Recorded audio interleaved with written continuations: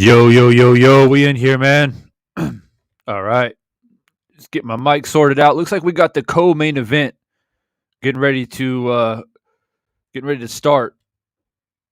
So just get plugged in here.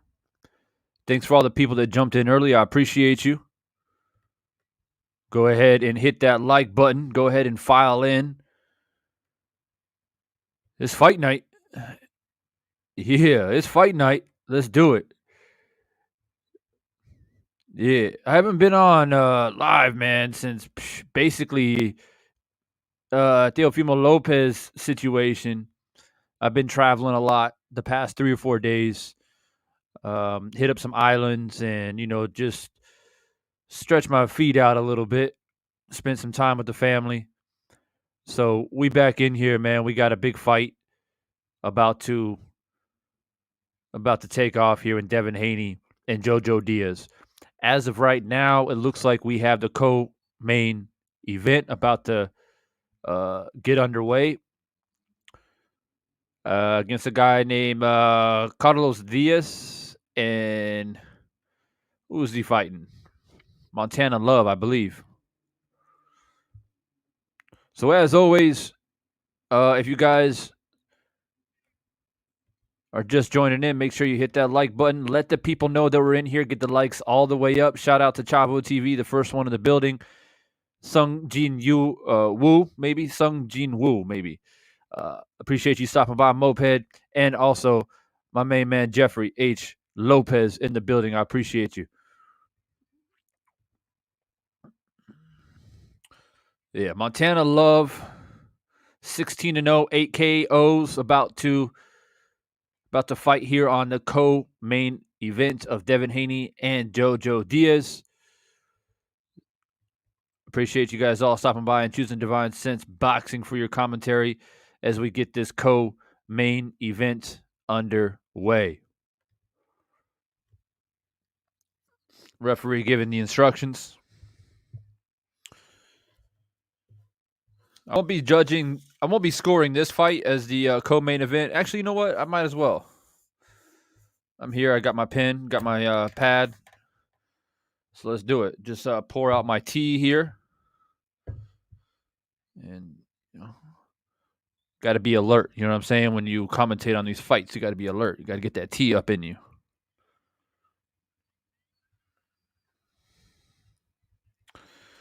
All right, round one about to begin. Co-main event. I may be a little bit ahead of you or a little bit behind you, depending on the latency of YouTube. So bear with my commentary. For those of you who cannot watch the fight live and just listening to my commentary, I appreciate you. And I will be giving you guys punch-by-punch commentary as we get along here for the co-main event. Diaz going to the body, which, I expect that for a guy like Diaz, a Mexican fighter. From what I know about him, he's pretty hard-nosed, comes forward, goes to the body well. So far, it looks like Love has a slight hand speed advantage. Diaz putting his head down, launching into the body. This is a 10-round fight, by the way. 10-round fight. So far, Love's got the hand speed, as I said. Putting a little bit combinations together. Nothing big yet. It's definitely a fill-out round.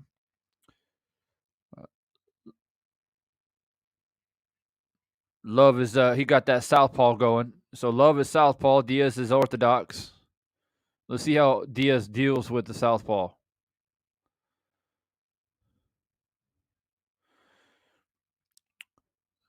Nothing much so far. Love putting in the combinations. Nothing big yet.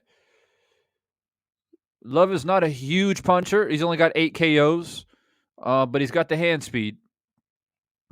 And sometimes the hand speed, it makes you respect the punches regardless if they're actually landing with a lot of power behind it.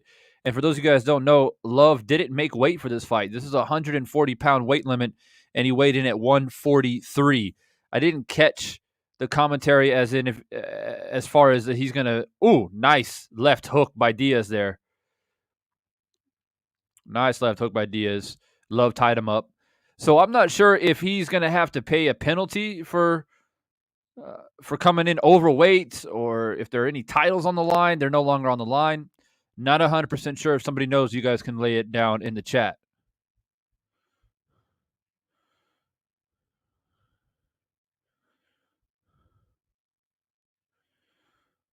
Appreciate that, Jeffrey. Get the likes all the way up.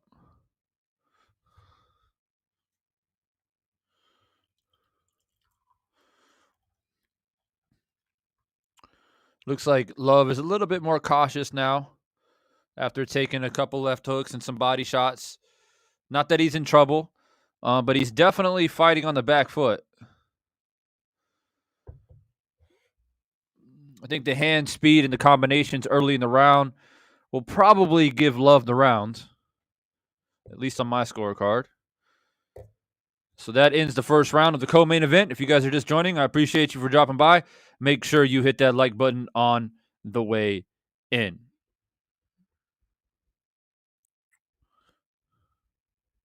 For that first round of the co-main event, I gave Love that first round. I think he had some better combinations going. Hand speed was an advantage, but Diaz, he did land some body shots, landed a nice left hook in there. So let's see if he can keep that up. Hopefully, we get some more people here in the main event. I'm sure we will. Leonard Thomas in the building, bro. What's good? I haven't seen you in a long time, man. I don't know if that's just because of timing or what, but it's good to see you.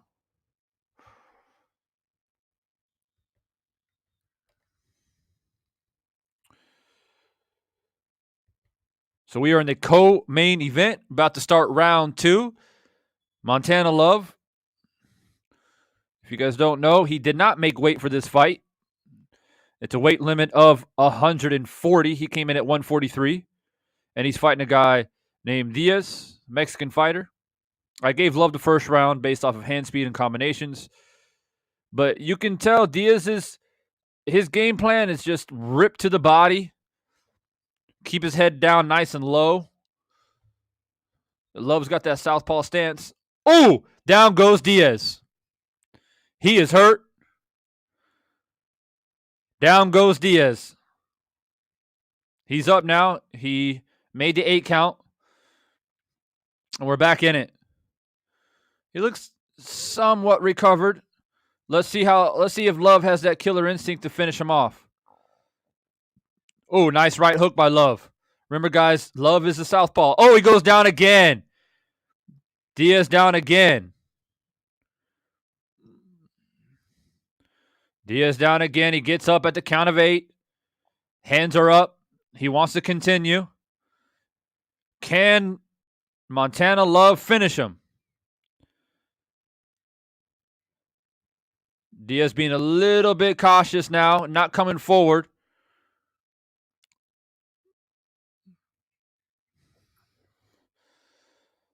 No punches really thrown now. Both fighters being a bit cautious now. It's like Love is looking for one big counter.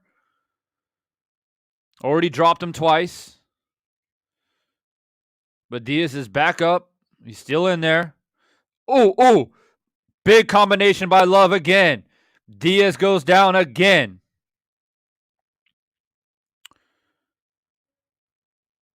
He makes the 8 count again. Hands are up. 3. No, I think if he gets dropped again, it's over. A minute left in the round. Second round here.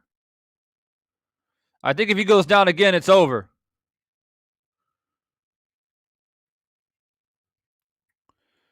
Diaz is going to try to probably just start looping stuff to try to get something big to do with some type of equalizer. But the hand speed is apparent for Love. And that southpaw, I think, is troubling Diaz as well, that southpaw position, throwing in those big right hooks. Jumped in with the big right hook. Love did. But Diaz is still standing there. We got 20 seconds to go here in the second round. 3 knockdowns. Diaz a little bit wobbly. I think his head is still there, but his legs have definitely been affected by getting knocked down 3 times.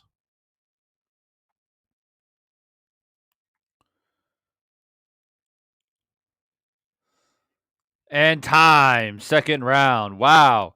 That is a 10-7 round. Wow.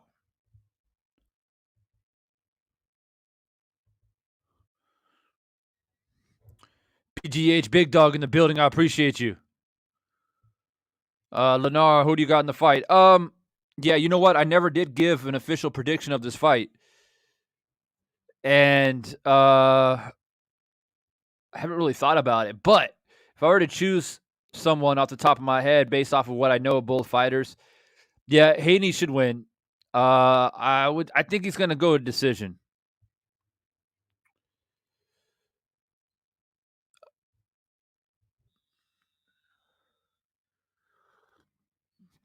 DP Rocker in the building. I appreciate you for dropping by. Chavo TV, turning on the camera on the main event. Yeah, I'm gonna try. I'm gonna try for sure. A lot of times when I'm going live, commentating on YouTube, live streaming, and I got the fight going, sometimes the quality's not so great. Using a lot of bandwidth, but yeah, I'm definitely gonna try. Round 3 of 10 of the co-main event. Montana Love knocked Diaz down 3 times in the second round.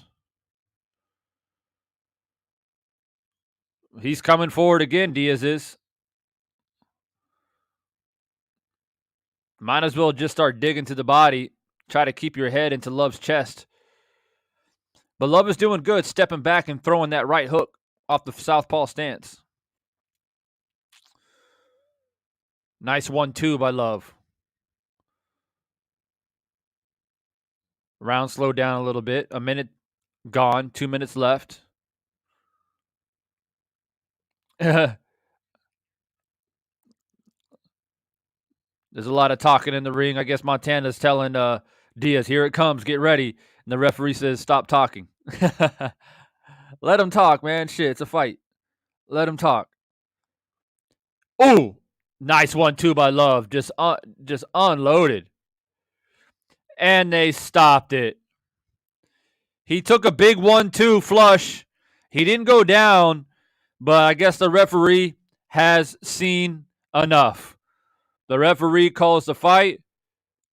Montana Love wins by stoppage. Wow. Now, a lot of people are going to talk about the fact that he didn't make weight. This was a limit of 140. He came in at 143, and I'm sure he's going to get criticized for it, but I don't really think it would have mattered, to be honest with you. It's much faster, much quicker, and it's just he's very, very sharp. It's not like he's got thunderous power or anything like that, but it's very crisp and accurate.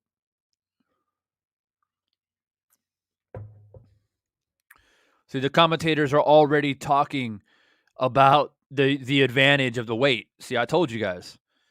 King of Kings Boxing was good.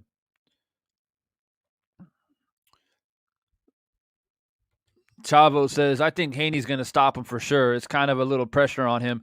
And not even just that. I think he's hungry to prove himself. What do you think? I think it's going to go a decision, but I would not be surprised if Haney stops him at all. And I do agree that he's got something to prove. I do agree that he's hungry. But Jojo Diaz, he's a savvy vet.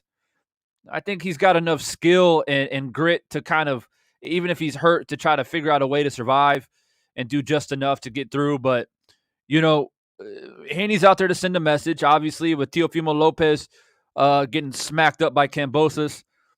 There's a lot of talk about Haney and Kambosos right now. So, yeah, he's out there to prove that, hey, y'all were giving me shit about not fighting Teofimo Lopez. I'm going to come in here, beat JoJo's ass, and then we're going to see what you got to say in regards to me and Teofimo Lopez.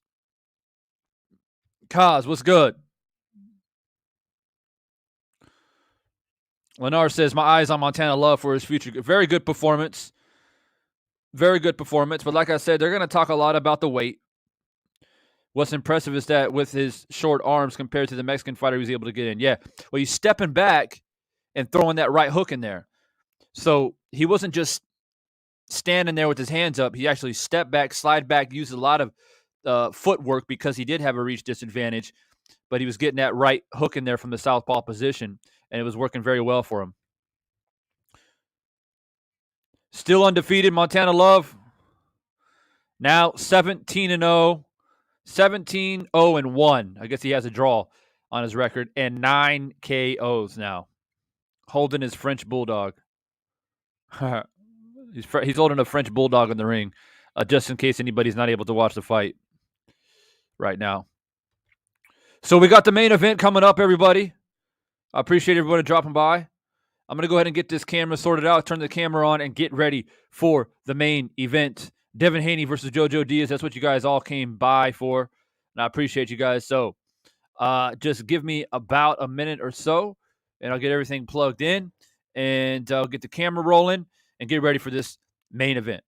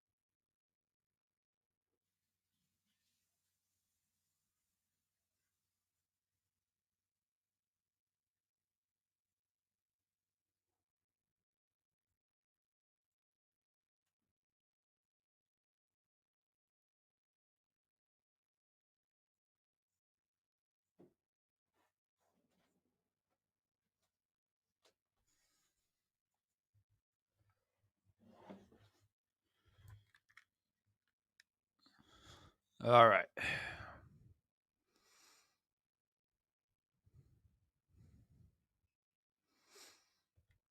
All right, everyone that's dropping by, I appreciate you. I'm just getting my camera set up for you guys to go live during this main event.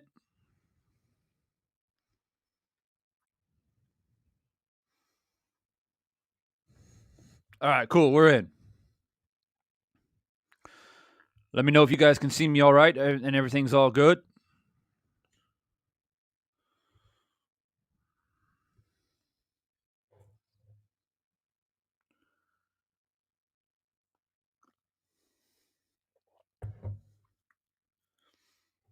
If you guys are just joining, the co-main event just finished, and Montana Love won by stoppage in the third round. Referee jumped in and stopped it after he had knocked down Diaz 3 times in the second round. Jeremiah King, what's good? Thanks for dropping by.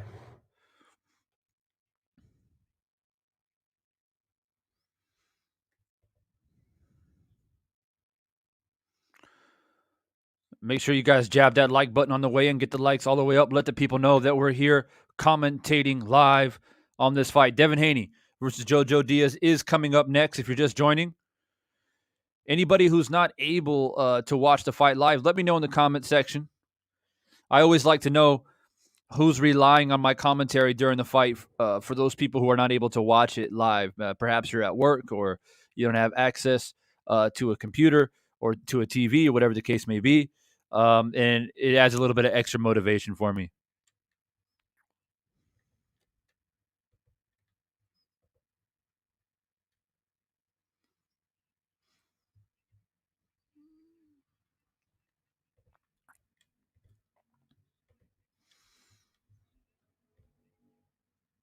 Lenore Thomas says Love showed good patience in the pocket and picking his shots, not getting over aggressive to get caught and also not get too close.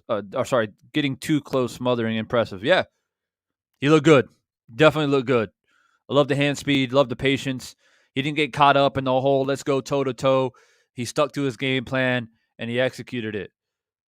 Chavo says, just for shit and giggles, Divine, how would JoJo have to win this fight?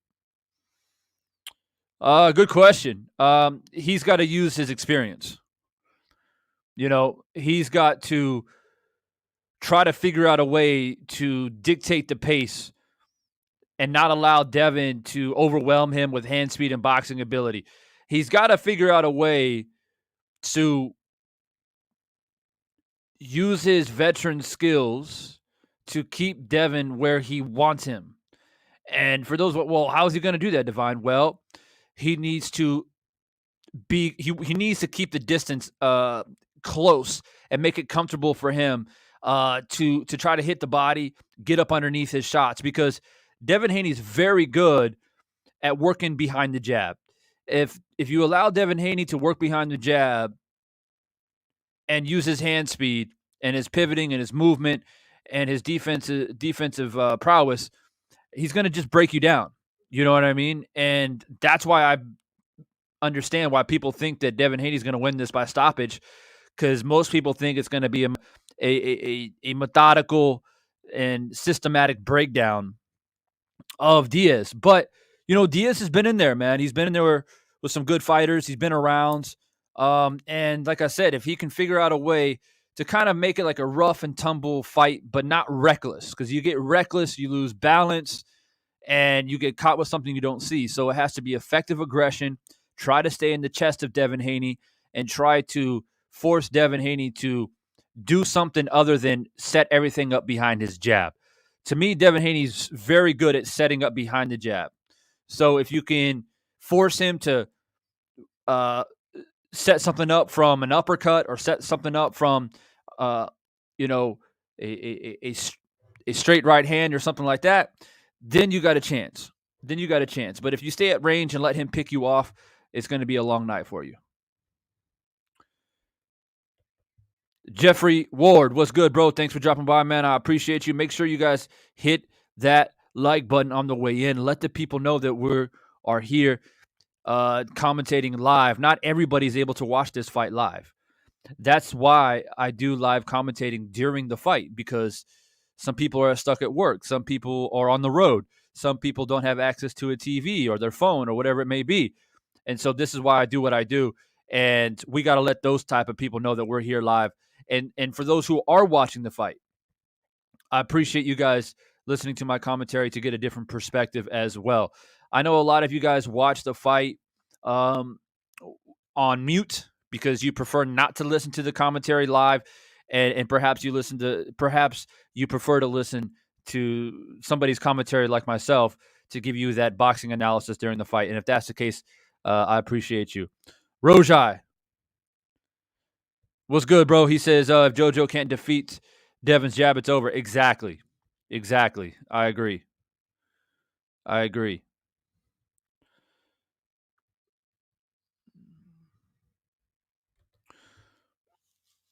Leonard Thomas says, JoJo applied pressure on the slicker, better boxer in Farmer and made him fight his fight. Same thing he has to do with Haney. I don't think Haney has enough power to get JoJo up out of there. So there you guys see it right there from Leonard. Leonard kind of sees it, I think, more or less the same way I do. Do I think that Haney can outbox JoJo? Absolutely. And that's why I've predicted a unanimous decision. But to stop him, that's a tough task. I mean, JoJo's a tough guy, man. He's been in there. So if you stop a guy like JoJo, that's a statement. You know what I'm saying? That's a statement for real. And we got to give Devin Haney his respect if he's able to stop JoJo Diaz.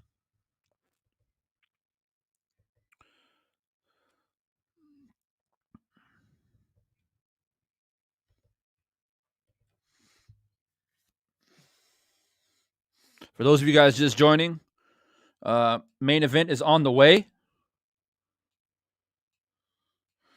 And they're doing some interviews right now with Kambosos, actually, talking about the Teofimo Lopez fight.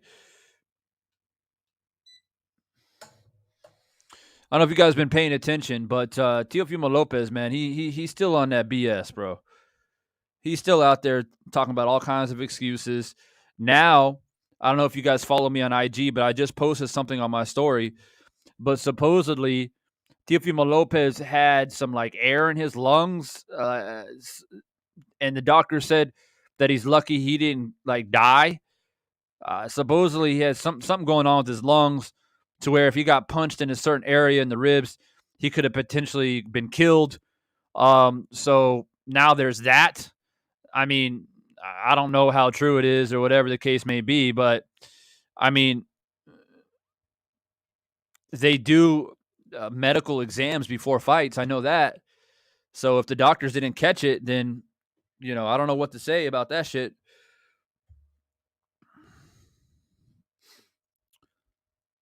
Goddess in the building. I appreciate you stopping by. I appreciate you choosing Divine Sense Boxing to get your commentary and jump in here in the chat. Normally it gets lit in here, man. Anytime I go live here in a fight, it gets lit. The last one I did with Teofimo and Cambosos, I mean, we had up to 450 people in here. And a big reason for that, I believe, looking back at the analytics, was because a lot of people from Australia and Greece tuned in. They were going for their man. They were excited and as they should have been. As they should have been. Roja, doesn't the lungs produce air? Yes, it's not it's something outside the lungs supposedly that if it gets hit, then it can puncture the lung and open a hole in the lung, and then the lung will leak air, which will then collapse your lung. So I don't think it's necessarily life threatening, but you could get a collapsed lung. I haven't read too much into it, but supposedly he had something outside of his lung to where if he got punched a certain way, it could have been punctured and his lung could have collapsed. That's what they're saying. How that wasn't discovered in a pre-fight examination, I have no idea. But, it's one of those things, man. It's one of those things. But I will say this. Nobody was talking about Deontay Wilder when supposedly he got a dent in his head. But now all of a sudden, all the criticism that Teofimo Lopez has gotten from losing the fight has pushed all the Teofimo Lopez fans against the wall. But now they got something to fight back with. But Teofimo wasn't saying shit until now, right? How many days now since the fight? Now all of a sudden, I could have died. Where before you didn't say anything about that other than, I thought I won the fight 10-2. So, I'll let people think what they want to think. Isaiah B in the building, I appreciate you stopping by.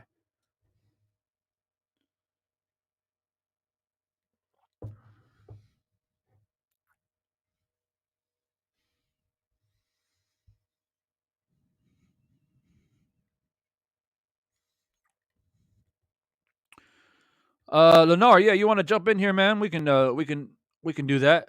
Have a proper fight party going on. Let's try to get it up. Let's try to get the likes all the way up to 50. That's the goal. That's always the goal to start, is to get the likes up to 50. I'll go ahead and drop anybody that wants to go ahead and join this this fight party. I'll go ahead and drop the link. Any trolls out there that tries to sneak in, you're gonna have to verify yourself. I'm just letting you know now. You're not going to use this opportunity to try to troll when we're trying to commentate on a great fight that's about to happen here in just minutes away. Mr. Shelton in the building, man. What's good? Thanks for dropping by.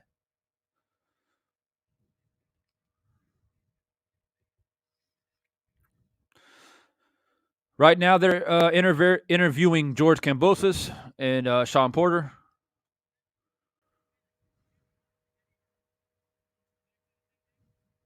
Man, they got a straight up mariachi going up in there, man.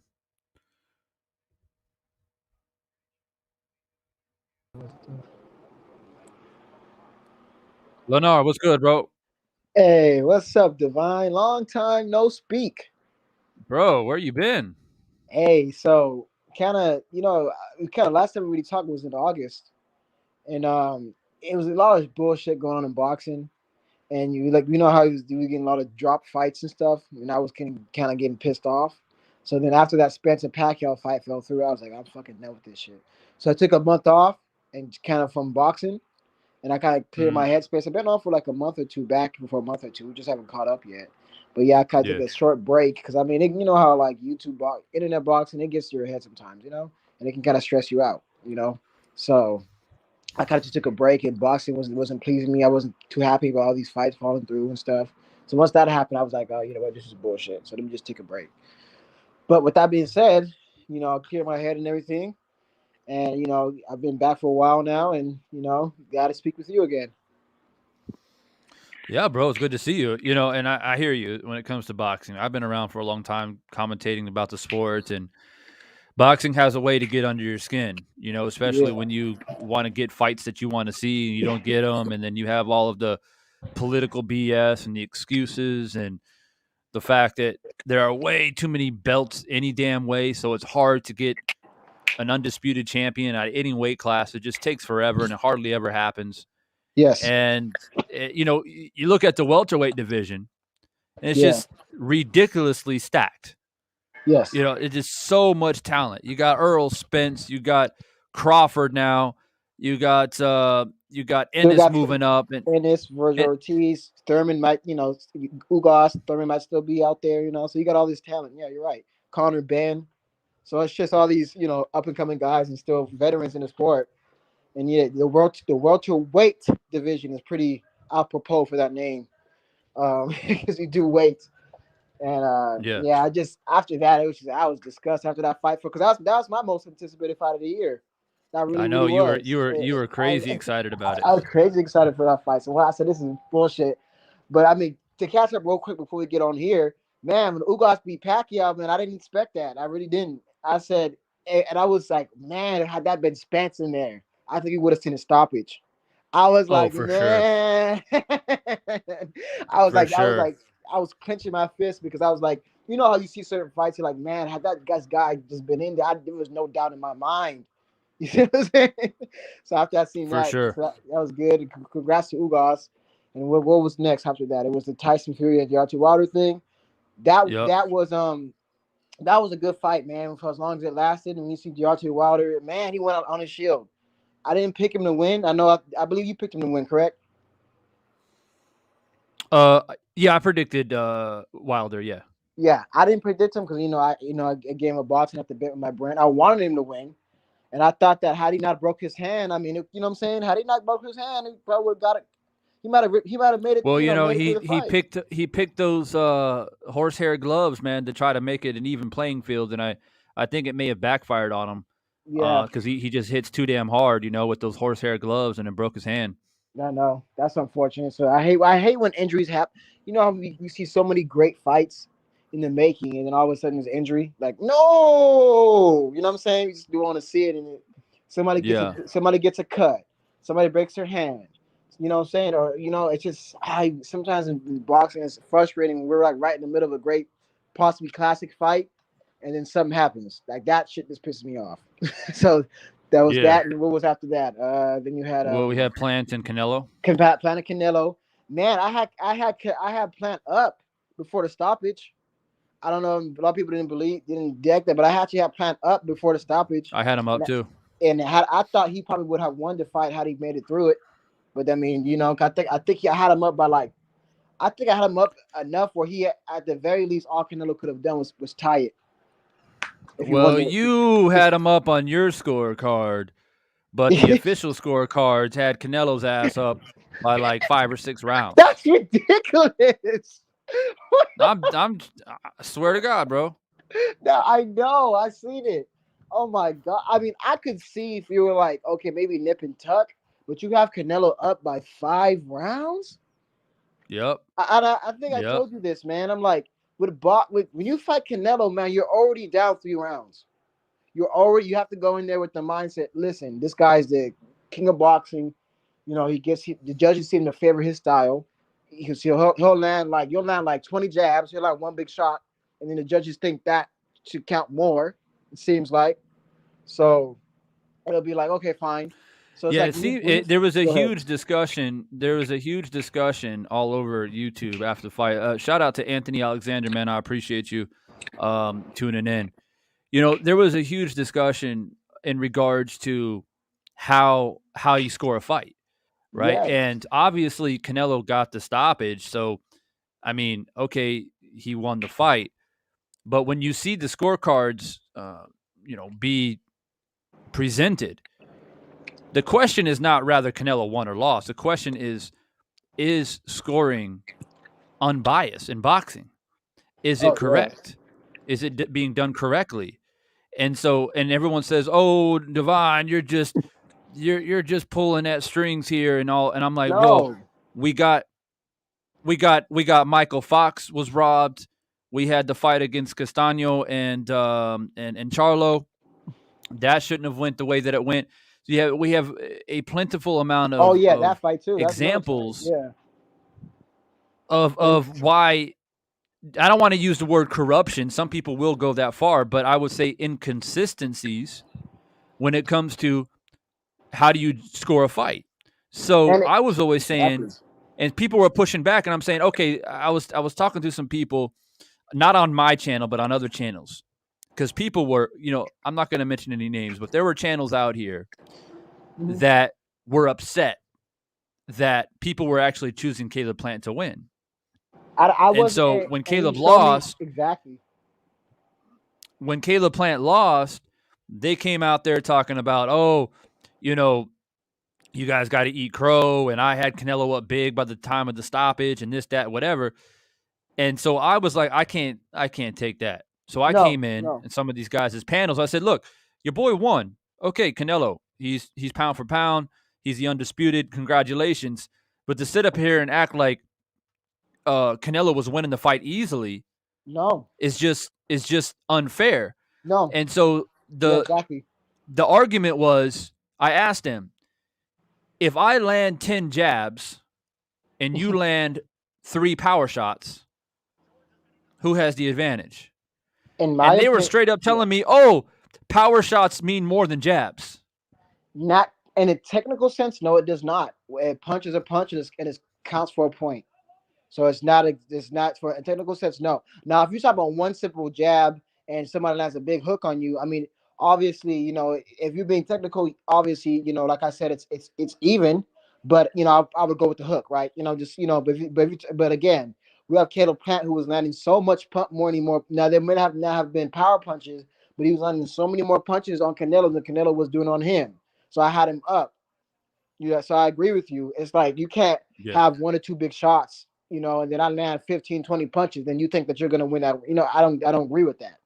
I think that if Yeah. you because he was dictating the pace, because again, with that jab, when you land a jab, it helps, disrupt somebody's timing, and you can help dictate the pace of the fight, because it gives the opponent something to think about.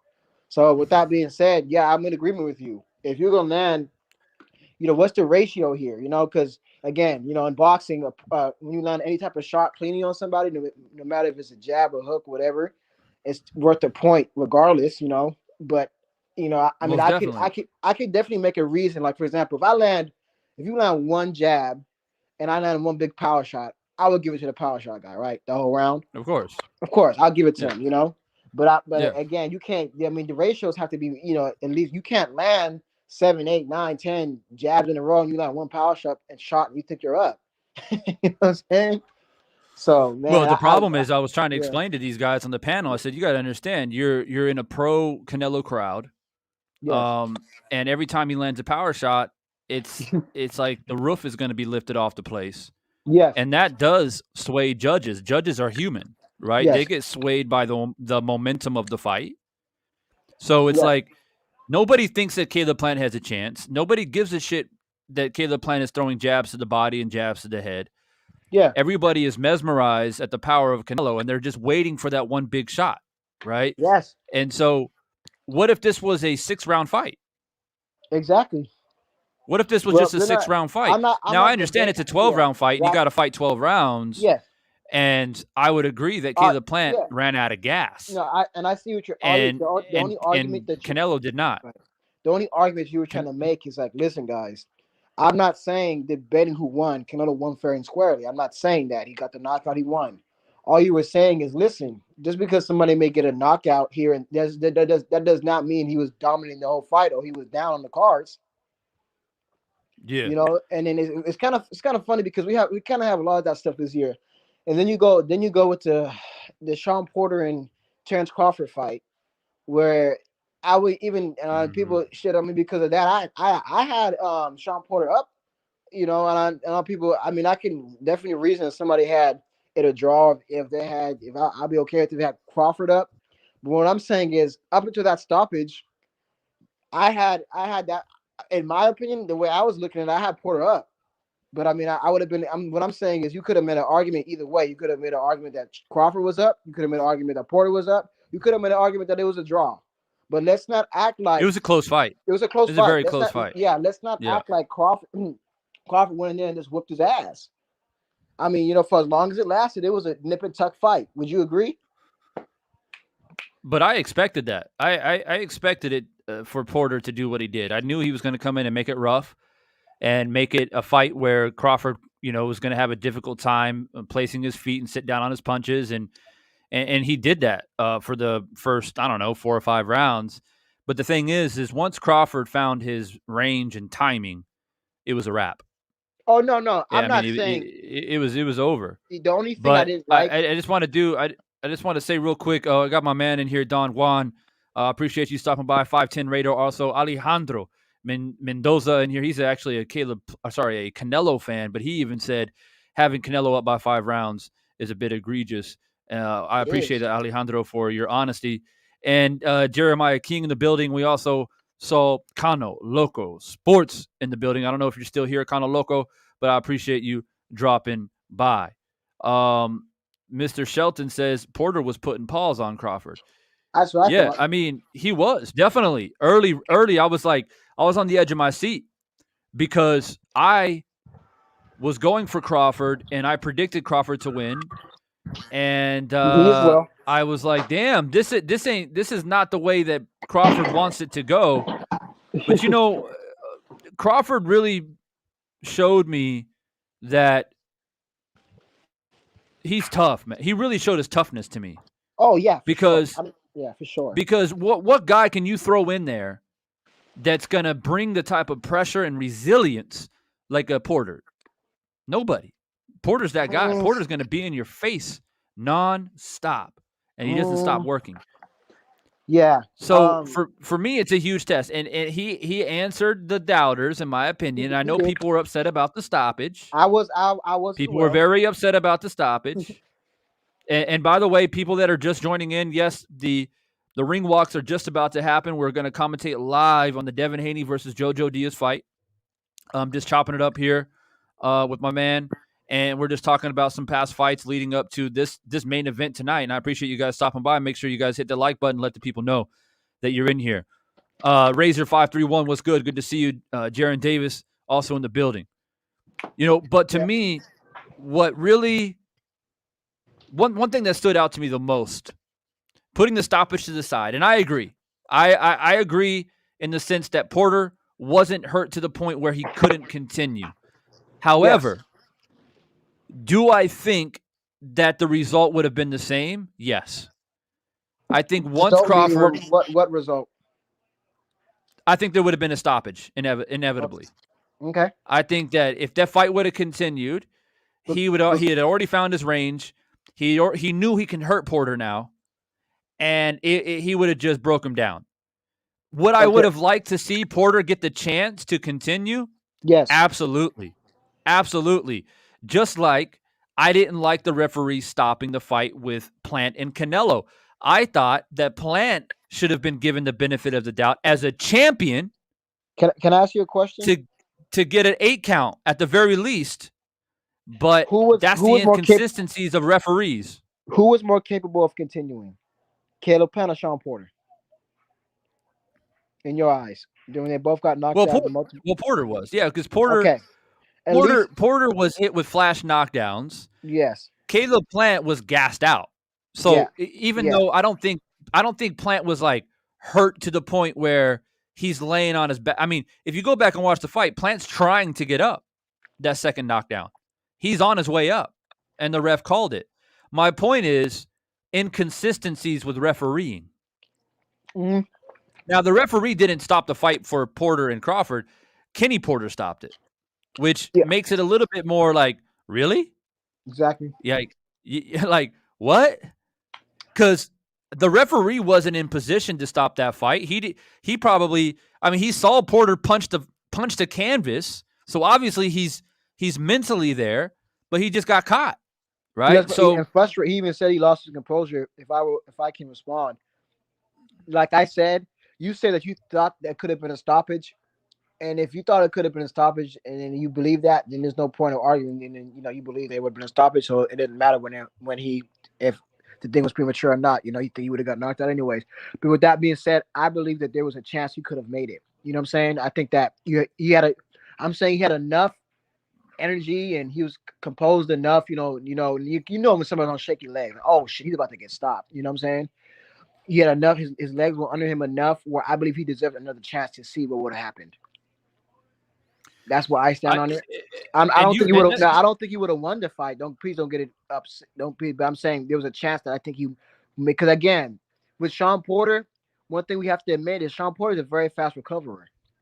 He's a very fast recoverer. When he got knocked with Adrian Broner, recovered fast. Earl Spence recovered fast. When he got that flash knock, even though I don't think it was a knockdown, I don't think it was more of a slippage type of hit in the back of the head thing with Ugas, he got back up like it was nothing. So I believe somebody like a Porter deserved the benefit of the doubt to see whether he was going to make it or not, because it was a possibility. So that's why right. I believe that he deserved one more shot. I think he deserved more. If I was a referee in there, I would have given Porter one more go to see what would have happened. Well, that's the thing, though. Kenny Porter stopped it. Yeah, but the thing about it, refs don't have to oblige when somebody throws a white towel in. If a corner throws a white towel in, the referee can take that towel and throw it right back. No, I stopped this fight. You know what I'm saying? I mean, yes, technically speaking, in the rules of boxing, the Yes. referee has the ultimate authority. Yes. However, it's like 98% of the time that if the corner stops it, the referee will oblige. Yes. So that's just the reality of the situation. So yeah. You wanting the referee to say no, Kenny, it's like that's just not. You have a 2% chance of that happening. Really, Yes. the spotlight for me is on Kenny. It's Yes. I like agree. Kenny, what are you doing? I mean, Yes. like I understand father son. And see, I talked to a few people behind the scenes about this, and they're like, "Yo, but Devon, father son, they don't want to see their son get beat up, this and that," which I understand that. However, it's like, how can I put this? So, you've been in your son's corner since the beginning. You've seen him in wars. You're saying that he's taken more damage in the Crawford fight than he did in the Spence fight? Spence was hitting him with bombs, and that shit went all 12 rounds. That was a war, I think because right? Crawford So, was landing more fleshly, and he was landing more. So he's more, because again, Crawford's style, again, styles make fights. He's more accurate, and the shit's gonna hurt. When you ever like, been in a fight with your big brother, and it's like you swing and you're missing because he's bigger than you and he's taller than you. Because you have to understand, please understand that Crawford has a 74-inch reach. That is like an octopus for a welterweight. That is yeah, incredibly it's long. insane. 72 It's is already insane. long. Yeah. That's considered long. We have to think that's already long, like a Spence or a Floyd Mayweather. But when you have a He's got to 70, reach like a middleweight. yes, when you have a 74-inch reach, that's like a middleweight's reach. So please understand that Porter had to lunge in a lot of times to get off, because you saw during certain times in that fight, Porter had to kind of lunge in, and that's why he was getting caught. So that's why, again, styles make fights. That's why somebody like a Spence is not really going to have to worry about jumping in and lunging in, because again, he's longer and he's taller, so it's gonna, he's gonna be long enough and tall enough to get in with Crawford and not have to lunge in. But anyway, that's another fight for another day. What I'm saying now is that, Crawford was hitting him, when Porter was lunging in a lot, because again, Porter already has like a 69-inch reach, which is, incredibly short compared to Crawford, like a 5-inch reach disadvantage. Porter had to, jump in a little bit on Crawford, and he was getting caught. You know what I'm saying? Because again, and he getting caught cleanly, quickly, and fast. So it's not necessary. So it's a style difference. You know what I'm saying? Spence doesn't have a style like a Crawford, where it's like, oh, I'm gonna counter you. You can't hit me. I'm gonna hit you right now. Boom. You know what I'm saying? When you get hit flush, because again, Crawford has cat-like reflexes, right? He's quick. I'm sure his punches are sharp and they hurt. So that's again, because you saw what Porter said. He said nobody has hit me as cleanly and as flushly as Crawford has. And again, that's more of a style thing. Like when you go back to Kell Brook said, "Oh, they asked the interview, who hits harder, Spence or Crawford?" He said Spence. Again, it just comes down to more of a style thing with Crawford. Again, if you can't hit him and he's hitting you with those cat-like reflexes, it's going to hurt. Yeah, like I said, it comes down to range. And once Yeah. Crawford found his range, then you can kind of see the tide of the fight changing. In my opinion, it's like he's struggling to find his range. Porter's getting off some work. He's getting some punches in there. He's making it a tough fight. But then slowly but surely, Crawford started to find his range, utilizing that 4 or 5 inch reach advantage or whatever the hell it was, and just started teeing off on him and landing in those nasty uppercuts. And I just feel like you got to give the guy a chance for sure. I didn't agree with Kenny stopping the fight that quickly. I know a lot of people saying, "Oh yeah, but he didn't want to see his son get laid flat out," and blah blah blah blah. And I mean that's fine, but I still think that the results would have been the same. Maybe it would have taken another round or two, but I still think that Crawford would have came up on top. Specific volume. Thanks for dropping by. Omega Red. What's good, bro? Thanks for dropping by as well. Make sure that you guys hit that like button. We got 30 likes right now. We need to get all the way up to 50 likes. That is always the ultimate goal. Is that 50, and then we try to go for 100 in there, and so on and so forth. We're getting ready for the ring walks. If you guys are just joining, yes, we are. And I'll make this last comment. Tail of the tape, Devin Haney, 23, Diaz at 29. I didn't get to see the rest of the tail of the tape. It went away faster than I can read it. Hey, do you see that girl singing the national anthem, man? Man, I think I'm a little bit behind you. Oh yeah, you're behind me, man. When you see her, you're gonna be like, "Wow, she is beautiful." A little bit behind you, and I'm probably gonna be behind most of you guys watching it live. And the reason is the latency on YouTube because I'm streaming live, so it's gonna be maybe 20 to 30 seconds behind. So when I commentate, you may see a knockdown, and I might not see it yet. So yeah, that's the shitty part about watching now. Now, if I watched it live on the TV, then it would probably more or less be close. But because I'm on my computer streaming it, it's going to be a little bit behind. Oh, I see her now. Oh yeah. Oh yeah, hell yeah. Yeah, she's a babe. Yeah, I mean, what can you say? Is that your type, Devin? Light skin? Nah. I like Asians myself, bro. But me too. I don't. Hey, if it's beautiful, it's beautiful, bro. I don't discriminate. But anyways, get back to boxing real quick. I'll say this real quick. We'll go off on a tangent. Yeah, exactly. I'll say this. The last thing I'll say about the Crawford fight, and you can move on to the Teofimo fight and Kambosos fight real quick before this fight happens. I would just say I do think Crawford would have won because again he knocked him down twice, so he was down another 3 points that round now because it's 2 different knockdowns in one round. So you would have been down 3 points that round. So I don't think that Porter would have won. Please don't get me misconstrued. I'm just saying he deserved a chance to see if he was going to make it through the fight. That's all I was saying. I don't think he was at the point where you could have stopped it. I think that's fair. Yeah. You see what I'm saying? And I told everybody. I mean, I really had no horse in the race because I'm a Spence fan, so it didn't really matter to me. It's a win-win for me because if Crawford wins, then it's like great, Crawford and Spence, obviously. But if Porter wins, then I'm like, well, we get the rematch. Right? Mm-hmm. We get Spence Porter rematch. So it's a win-win. I didn't really care who won the fight. I just predicted Crawford to win. And for my reputation's sake, as far as predicting fights, I wanted Crawford to win. But other than that, I didn't really care. Yeah, me as well. I have Crawford winning as UD. Now, what do you think about the Teofimo and the George Kambosos thing? Well, Teofimo, I mean, he how can I put this in simple terms? He paid the ultimate price for underestimating his opponent. In my opinion, he thought that it was going to be a little speed bump in his career, and it'll be a quick fight, and that's why he went out the way he went out in that first round, guns blazing, trying to knock his ass out, and then he realized that Kambosos had more skill than he realized, and then it went into deep waters. Exactly, and I think that I'm not making no excuses for Tio, whether the injury is true or not, but I think he's just too big for 135 anyways. I don't know why he's fighting at 1. I think this is. Listen, I don't think we're going to see Tio fight at 135 again. I think he moves up from 135 down to 140. I don't think he goes. I don't think he stays at 135 because again, you're going to drain yourself in weight to possibly have a rematch with Kambosos, right? Let's say you get a rematch. You know, they just say you get a rematch, and because again, there was no rematch clause for this fight. So let's say somehow you get a rematch for undisputed, which whether which it's which was which just proves that they yeah, underestimated Kambosos. absolutely, That just proved absolutely. they're like this guy, the little speed bump. We'll beat him. We'll go to 140. We'll challenge Josh Taylor or some shit.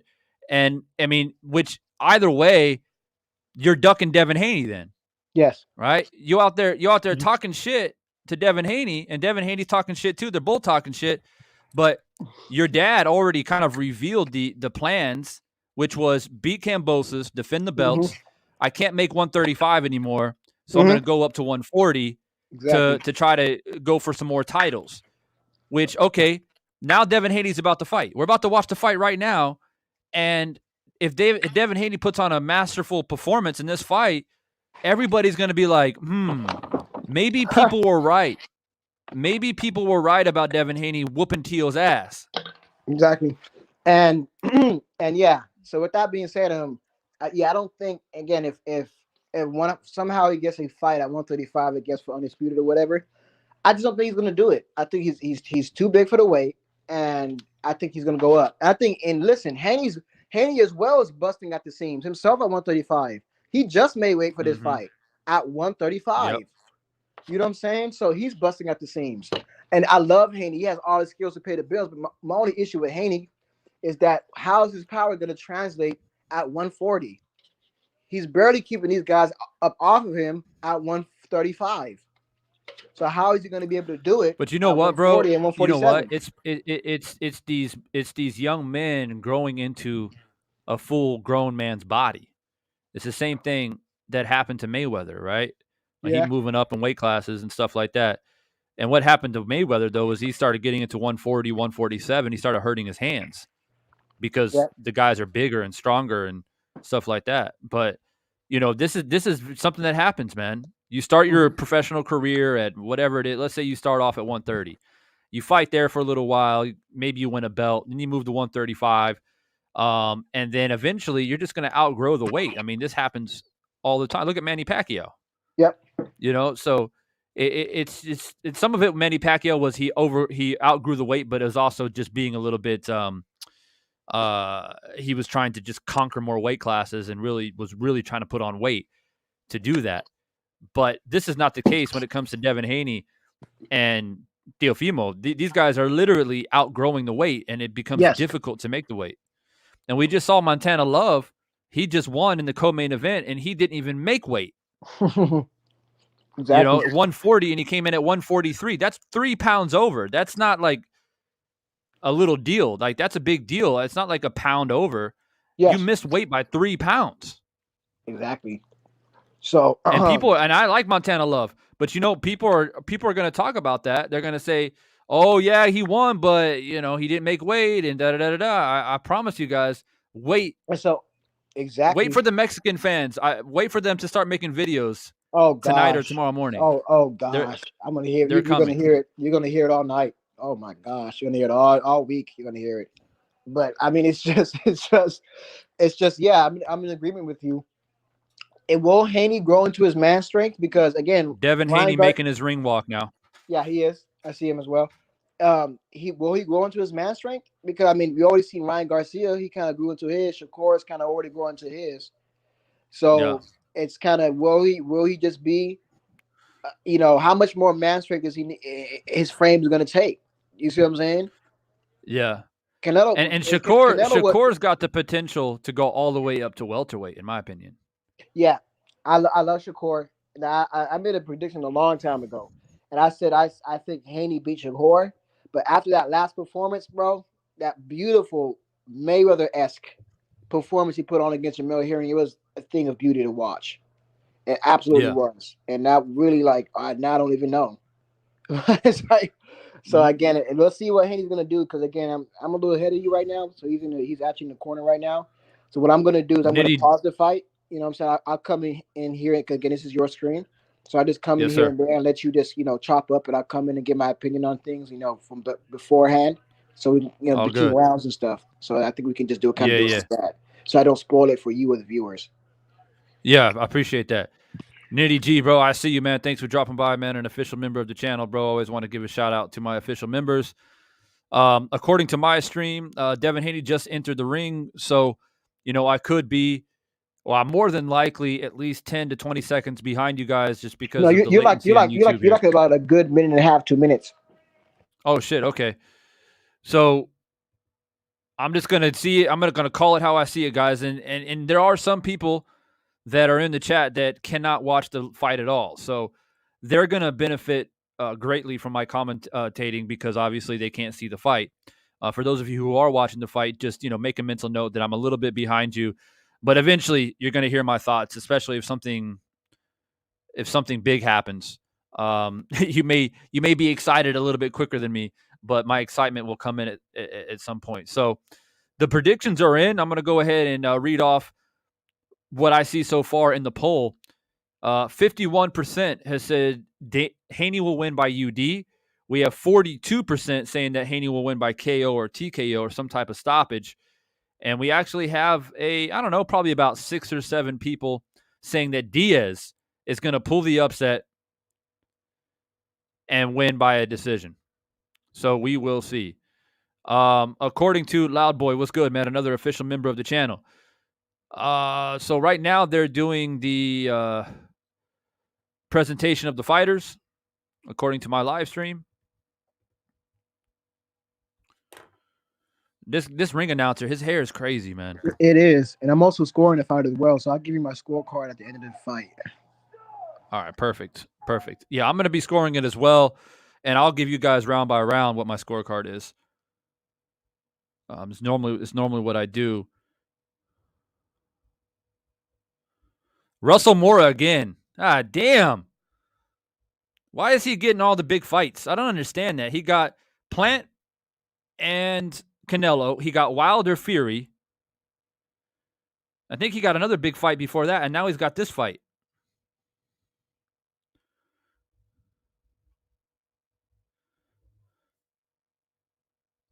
All right, so will Devin Haney make a statement? We're about to find out. Is he really about that life? Is he about that hype that people have been giving him? This guy is supposed to, be the future. A lot of people have made comparisons to him and Mayweather if Davis decides to move up. So there's a lot of speculation and accolades coming Devin Haney's way. Can he fulfill it? El Jefe, what's up, bro? Good to see you, man. Yeah, long time no see. I don't know if that's because I've been gone or you've been gone or probably both. I haven't been live as much as I usually am, like I was during the Wilder Fury days. But nonetheless, good to see you.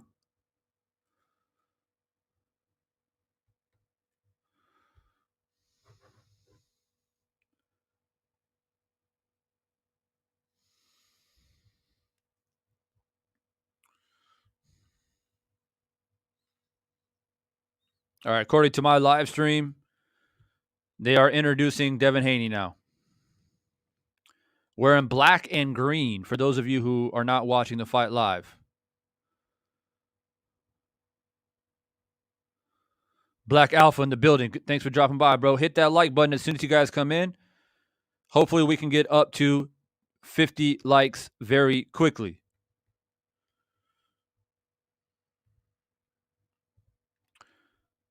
(26-0) for Devin Haney.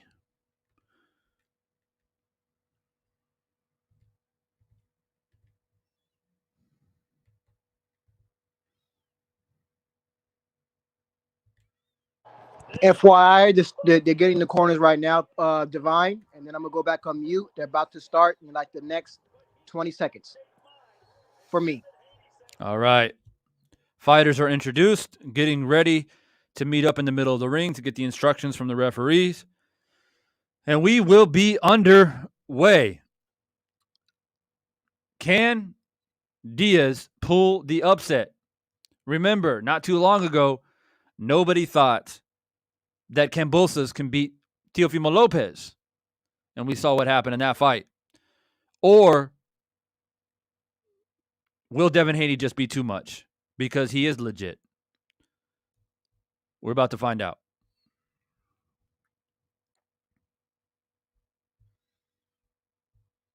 All right, round one getting ready to start for me according to my live stream. I could be a little bit behind you, but I will commentate it on the way that I see it, and more specifically for those who cannot watch the fight live. All right, and I will be scoring the fight, as I said, round by round, let you guys know what my scorecards are, and the fight is underway.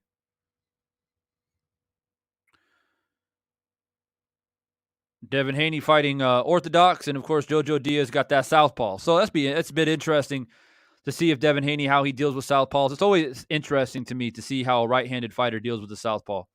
Normally, you give the slight advantage to a southpaw, just betting off the top, just because of the simple fact that right-handed fighters don't see southpaws very often, but southpaws see right-handed fighters a lot more often. First round so far, as expected, a little bit of a feel-out round. Devin Haney, he came out with some straight right hands to the body, and really you can tell he's reaching out, pawing out Devin Haney. That is, figuring out his range. Diaz Jr. keeping his hands up. Haney gets a straight right hand in there. Nice little shot. Not a lot of power behind it, but he's trying to find that range. Another right hand by Devin Haney. Left hook right hand by Devin Haney. Right hand went straight to the body. Right now, Diaz has just got his hands up. We're going to see if Diaz is going to just keep his hands up and then figure out to see if he can find any openings to try to counter. Or is he just being conservative with his energy? Maybe he plans to pick it up in the middle of rounds. We're going to see. Another jab to the body by Haney. So far, Diaz has thrown some punches, but Devin Haney's moving his feet very well, getting out of range and out of reach, using his feet very well, which is something that I expected from Devin Haney. Very, very good footwork from Devin Haney. About a minute left in the first round. Devin Haney keeps pawing out with that left hand, finding his range, occasionally striping the right hand down. JoJo is blocking it for the most part. I mean, it's getting in a little bit, but nothing too crazy so far. Devin Haney goes right hand to the body again. It's one punch that is neglected sometimes, that right hand to the body. I love to see right hands to the body. Devin Haney's doing that early, which I appreciate. We got 20 seconds left in that first round.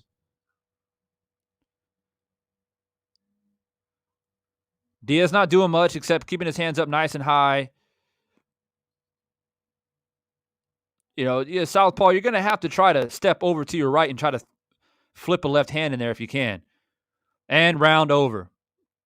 So I give that round to Haney, obviously. I think he had the advantage in hand speed. Obviously, Diaz didn't do much besides just keep his hands up. That could be him just using his veteran ability to see if he can counter something, or trying to be conservative to save energy. That is yet to be seen, but I give that round to Haney.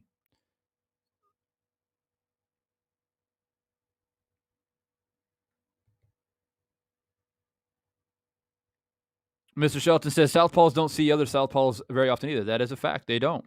Very true. Very, very true. So second round coming up.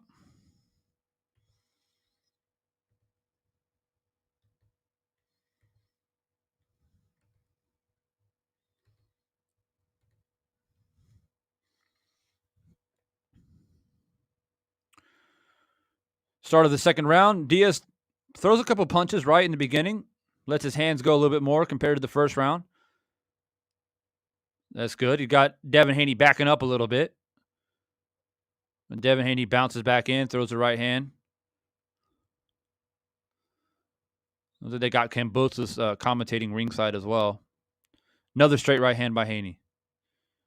I mean, yeah, if you're an orthodox fighter, definitely want to get that right hand in there. Nice little 3-punch combination there by Haney.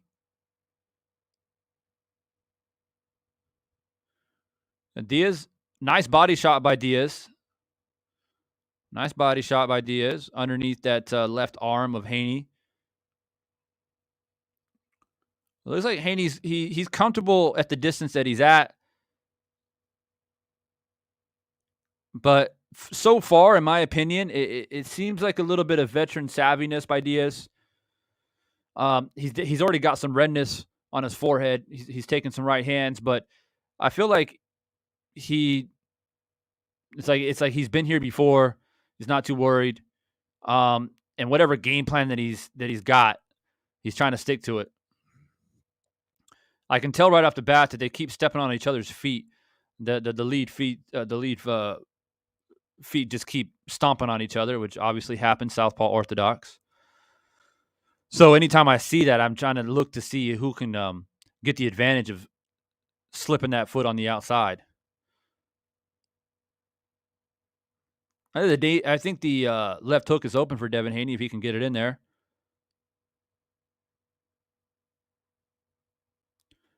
Closer round to score. I still think Haney's got the slight advantage. You got a minute left in the second round. Haney's definitely got the hand speed. But JoJo's definitely trying harder in this second round. Going to the body, trying to stay closer to Haney instead of allowing Haney to tee off on him. For the most part of this round, Diaz has walked forward and Haney's on the back foot here in the second round.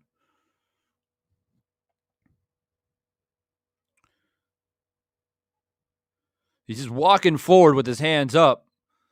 I would like to see a bit more head movement from Diaz, but maybe he just doesn't have that ability. But if he did, it would benefit him greatly. But somehow he's able to keep the high guard tight. Finally throws a left hand in there to try to offset Haney. He got it in there, but it wasn't clean, wasn't flush. Nice body shot by Haney there. Right hand to the body once again. Much closer round to score that second round. JoJo definitely did pick it up. He definitely did pick it up.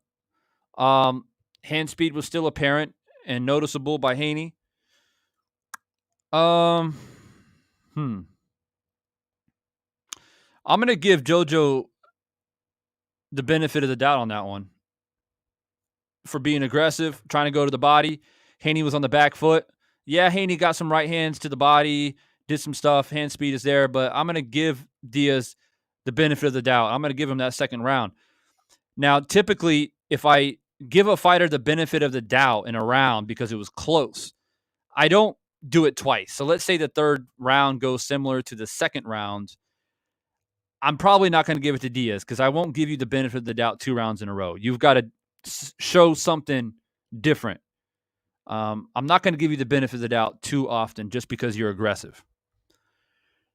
All right, round number 3. JoJo comes out, letting his hands go again.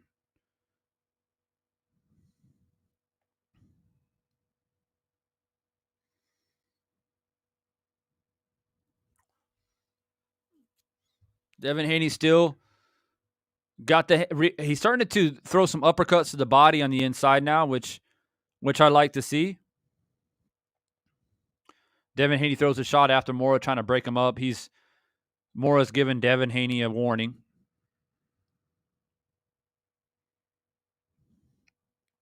Round 3, if you guys are just joining.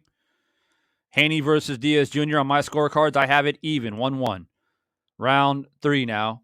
2 minutes to go in the third round. Devin Haney starting to time him now a little bit better when JoJo tries to lunge in. But Devin Haney's still on the back foot, though. He's got to be effective on the back foot.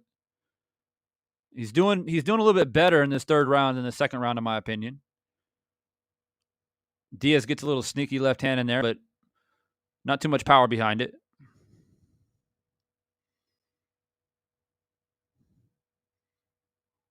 Devin Haney just pawing out there, pawing.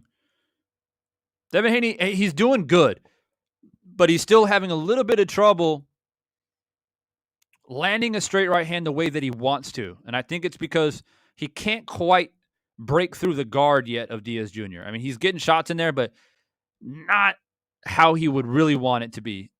He's still trying to break through this defense, this high guard defense of Diaz Jr. But he is out punching and outworking Diaz in this round so far. We got a minute left in the third round. Straight right hand by Diaz. Sorry, from Haney. I like that by Haney. You know, he can tell that JoJo's trying to set his feet, get close to him, and he just ties him up immediately. Some good boxing IQ by Haney there. 30 seconds to go in the third round.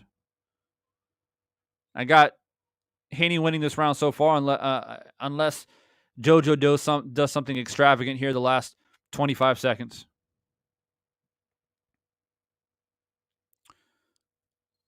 It's getting a little bit dirty on the inside now. JoJo's doing what I said early in the fight, which was you got to try to make it uncomfortable for Haney and don't allow him to work behind the jab.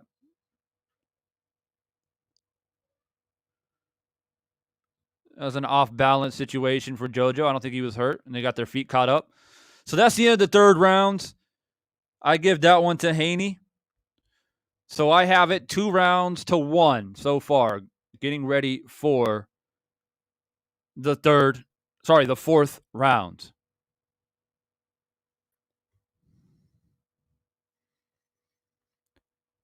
Jay Gibson, what's good, man? Thanks for dropping by. PGH Big Dog in there scoring the fight live. That's what's up.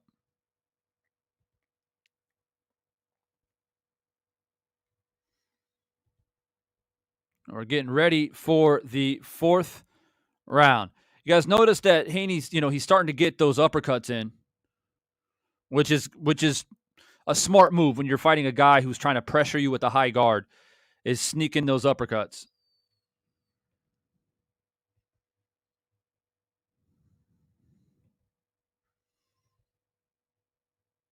All right, round 4.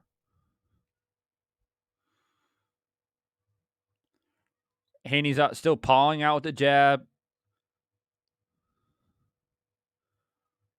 Pawing out, keeping his range, keeping his distance, looking for the right hand. And it's like JoJo knows that right hand's coming. And I think a big disadvantage for JoJo is he's just got no head movement at all. It's just straightforward, hands up. And if you're going to use that strategy, you're going to have to go to the body a little bit better because you're going to get hit. If you don't move your head, you're going to get hit. JoJo throws Haney down on the floor.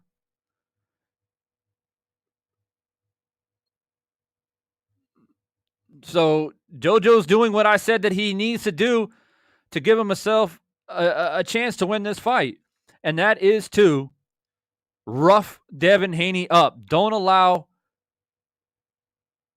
let Devin Haney work behind the jab. Haney goes straight back with the right hand to the body. The JoJo keeps walking forward, though. He doesn't seem deterred. He doesn't seem hurt. This is where the experience starts to play a little bit of a role here. And Devin Haney's going to have to weather it. JoJo jumps all over Haney, locks him up, and just starts throwing the right hand to the body. Remember, JoJo Diaz is a southpaw, so he's landing those lead right hands to the body. Haney dropping in with the right hand to the body once again.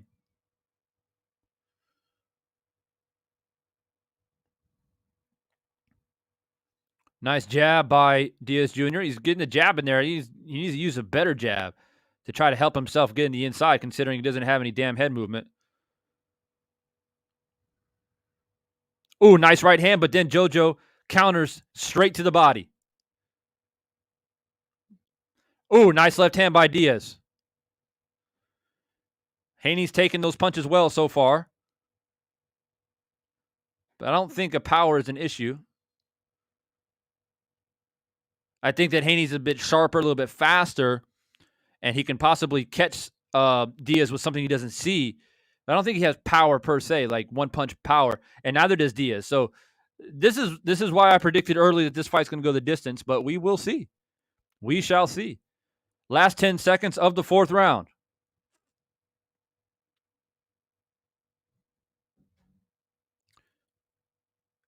Devin Haney. Devin Haney throwing a 4-5 punch combination. Got a couple in there. But then Diaz bobbing and weaving a little bit, which is strange to see considering he doesn't move his head very often. So that's the end of the fourth round. And I'm actually going to score that for JoJo. Once again, I just feel like he's being aggressive. He's going to the body. He's making it a tough fight. He's roughing up Haney a little bit. Haney is doing well with throwing straight right hands to the body and occasional straight right hands to the head, but his output's starting to drop a little bit because JoJo's just jumping on him all the time. It's hard to throw punches when a guy's just in your chest. It forces you to move your feet, and when you're moving your feet, you got to punch while you're moving backwards. And he's not doing that. He's only punching when he's setting his feet. So I have the fight even. I have it 2-2. I have it 2-2 so far. I appreciate everyone stopping by. Make sure you hit that like button on the way in. Let's work our way to 50 likes. Start of round 5.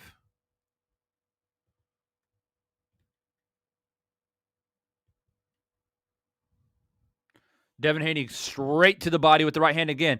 Another straight right hand in the body. Another straight right hand in the body. 3 big punches to the body by Haney there.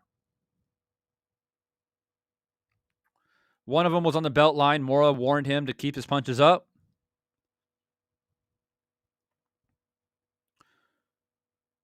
Nice little check left hook by Haney there. So far, starting this round, Haney has control, going straight to the body. And once again, JoJo has let his foot off the gas. I keep telling you, as soon as JoJo lets his foot off the gas, Haney has the advantage. And you see this here in the 5th round.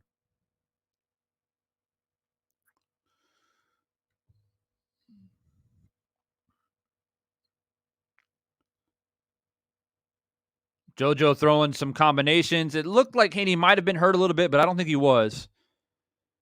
I think they got their feet tangled up a little bit. Haney fell into the ropes.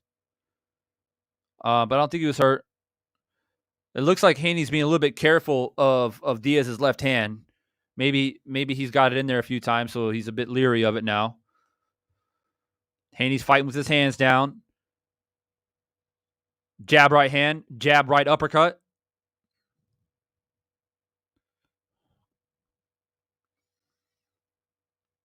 So far, Haney has control of this round.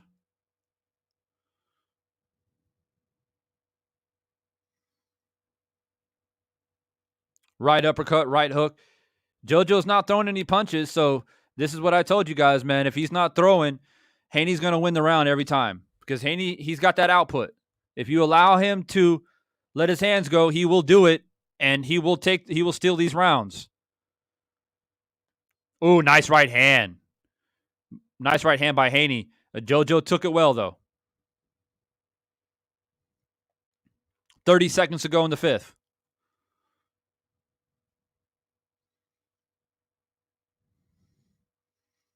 It's getting a little bit rough here the last 30 seconds, but I still have Haney with the advantage.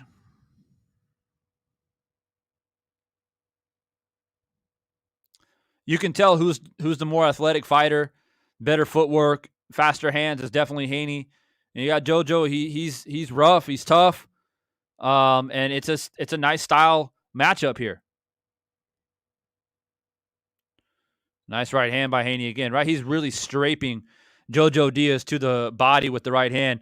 That round 5, I give it to Haney. So that means I have it 3 rounds to Haney, 2 rounds for JoJo Diaz. Interesting fight so far. I'm enjoying this. Jeffrey Lopez, I appreciate you guys. Make sure you guys hit that like button. My man Jaron Davis has it 4-1 for Devin. Feel free to let me know how you guys have it scored so far. Maybe you guys are just watching and enjoying and not scoring, and that's fine too.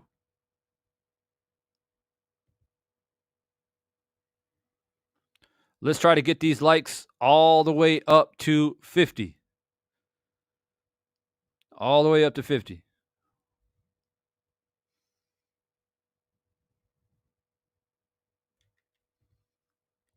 Round 6 coming up. Halfway point.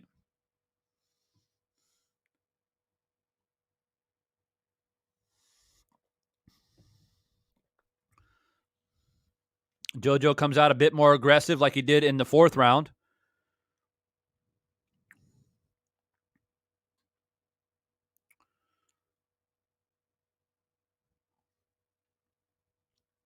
It's almost like Diaz is doing like a round off, round on type situation. And I just don't know if that's smart, if it's going to go to the cards. But he slowed it down now here in the 6th. He came out when the round first started and jumped on him, but he's kind of let off. But, basically since the 2nd round, JoJo has been coming forward and Devin's been off the back foot. And Devin's been doing well off the back foot. But JoJo has definitely had his moments. Trying to go to the body, trying to rough it up, trying to make it a tough fight. Ooh, nice body shot by Haney. Man, JoJo's got to feel those body shots, man. Because Devin has just ripped the body this whole fight, especially with the right hands to the body, straight right hands and right uppercuts to the body. JoJo trying to go to the body himself. Gets a little 2-punch combination in. Oh, nice right hand by Haney.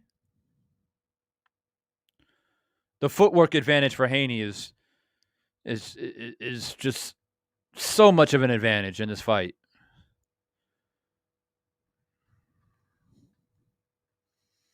Ooh, nice left hook to the body by Haney, and then he wheels out. I like that against the southpaw. Wheel out to the southpaw's right. Makes it difficult for him to throw that left hand down the pipe. Ooh, nice uppercut by Haney. And Diaz throws a little flurry, but Haney blocked most of it. It looks like Haney's starting to find his range now. He's got to get a little bit more comfortable, a little bit more confident.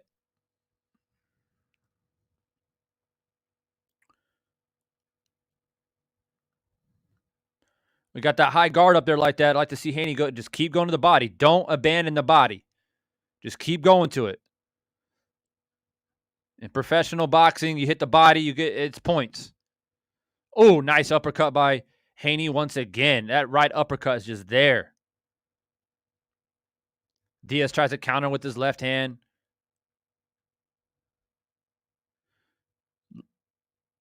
Oh, nice little left hand work by Diaz there. Last 10 seconds of the 6th. Diaz is tough, man. I give him credit. He's tough. I mean, he's ate some big punches to the body, especially. End of the 6th round. I give that one to Haney as well. A little bit sharper, a little bit quicker. So I give that one to Devin Haney.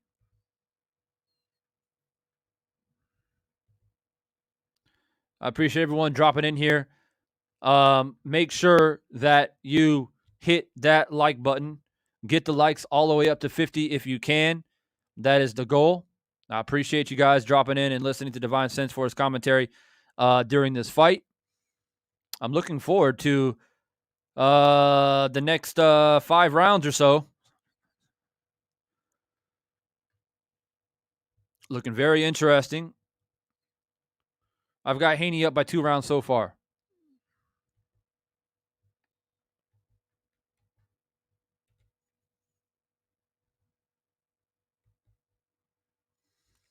All right, round 7. Round 7.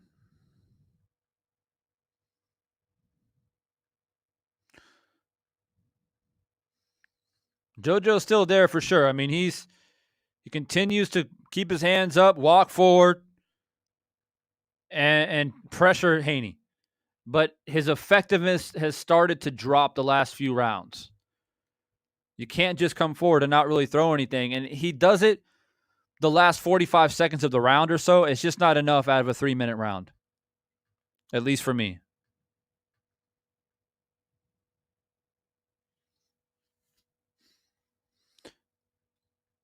Nice left uppercut, lead uppercut by Haney.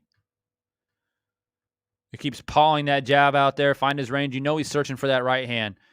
Every time he paws out with that left hand, that left jab, he's looking to land that right hand.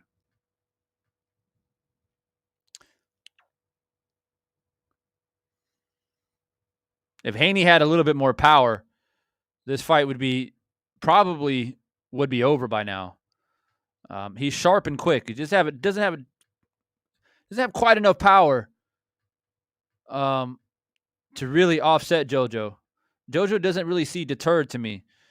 I think he knows that he's getting outboxed slightly.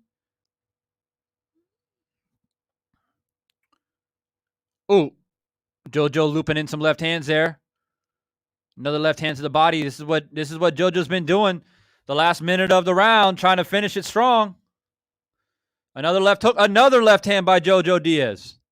Right hand by JoJo Diaz. Lead right hand to the body by JoJo Diaz.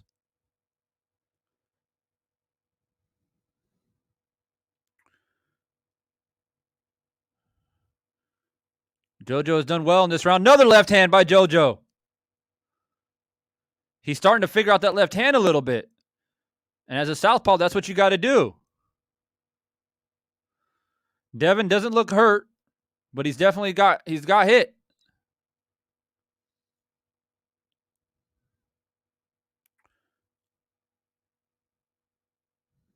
Last 30 seconds of the 7th round. JoJo's done some good work. But the last 30 seconds, Devin gets right behind the jab again to try to slow Diaz down a little bit, slow the momentum down, which is good. You want to do that, especially with the boxing style like Devin Haney.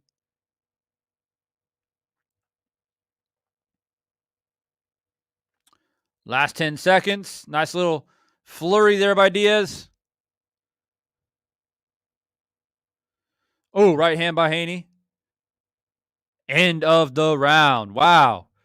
Nice round there in the 7th. Very entertaining round. Very tough round to score.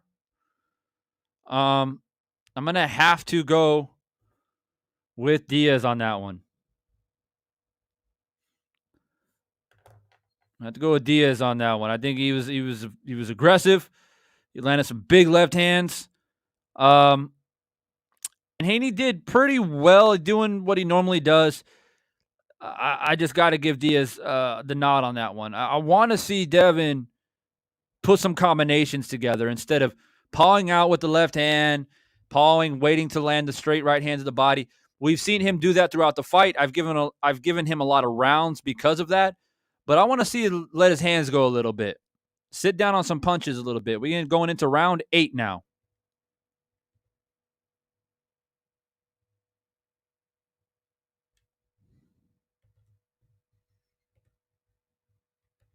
All right, round 8.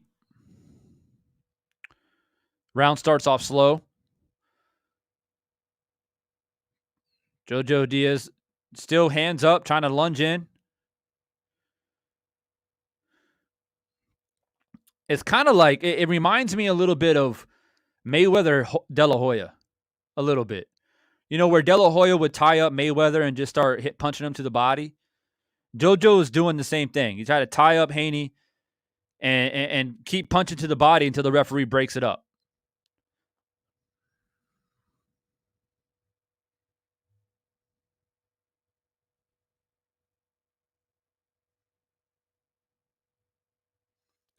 Coming up forward with this. See, once again, just going to the body and tying up, holding with one arm and then punching with the other arm to the body.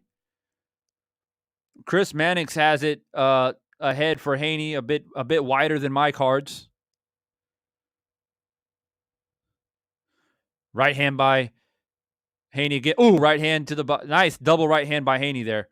There you go. That's what I want to see. I want to see him let his hands go a little bit, Haney. Let your hands go a little bit. I mean, it's not like he's going to counter you. He's just going to stand there in front of you. So just let it go. Let those hands go. You get these judges, man. They only see you throw one punch at a time, and JoJo's trying to throw these little flurries. You guys know how it goes.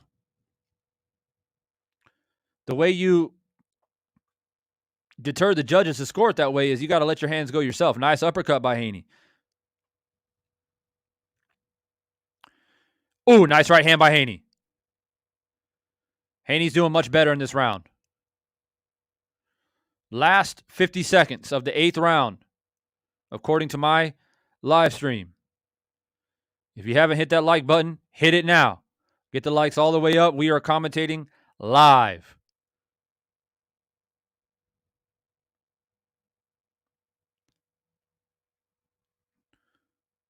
Nice 1-2 by Haney. This is much better by Haney. I like to see a 3-4 punch combination. Now, Haney's sticking and moving now. I like how he jabs and left hook out of the way. Left hook once again out of the way. Very nice. Very good boxing skill in the 8th round here by Haney. Very nice. 10 seconds left in the 8th round.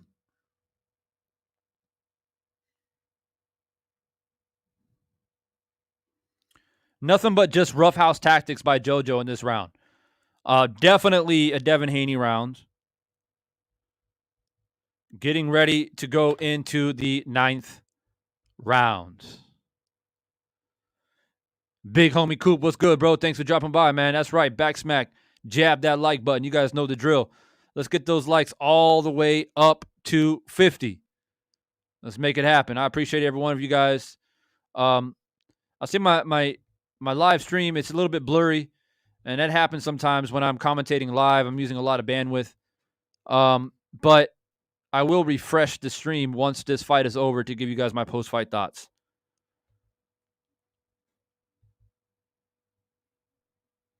Much better round by Haney there in the 8th. We're getting ready to go to the 9th round. Haney needs to go ahead and put an exclamation point on this fight.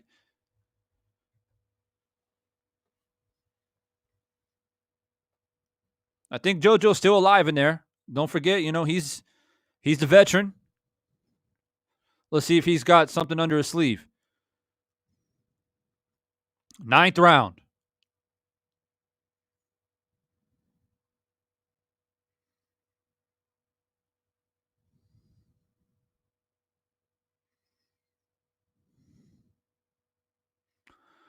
Russell Mora warns Haney again for a low shot. I thought it was good. But you guys already know my opinion about Russell Mora. Don't get me started on that shit. But nonetheless, Mora warned him. And I think if he hits low again, he might take a point from Devin.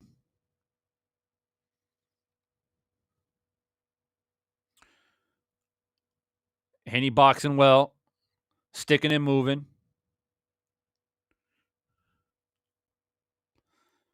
Nice lead uppercut by Haney. Haney just needs to...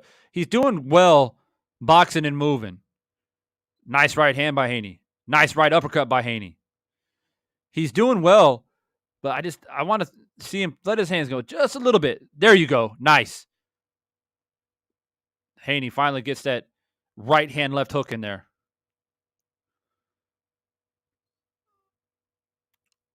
Diaz continues to try to push forward, but I still feel like Haney's in control of this round, sticking, moving.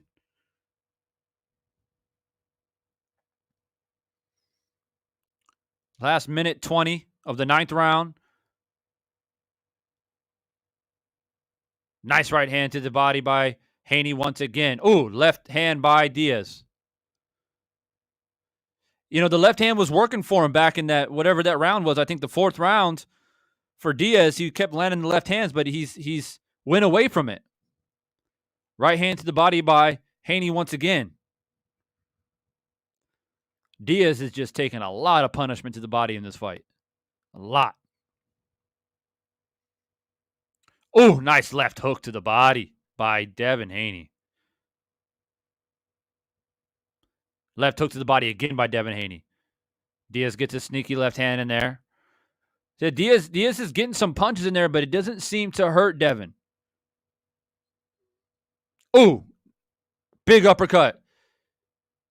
It looks like JoJo was hurt a little bit. Nice big uppercut by Haney. JoJo put his hands up and walked backwards. I think that hurt him a little bit. Starting to split the guard a little bit of JoJo now.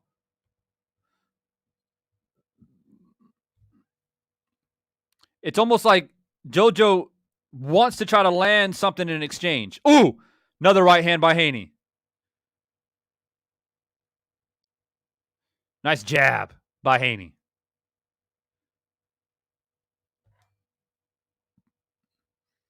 I think that's another Haney round. I think a lot of stick and moving, a lot of good boxing. JoJo had a few moments there. He got some left hands. I just don't think it's enough in a 3-minute rounds. Like I said to earlier, you guys, man, I don't typically give the benefit of the doubt to the pressure fighter. I'll give them a round here and there if they seem aggressive and the other fighter is just not letting his hands go enough. But I won't continuously do it. So we're getting ready to go to the 10th round. Big shout out to Black Superman.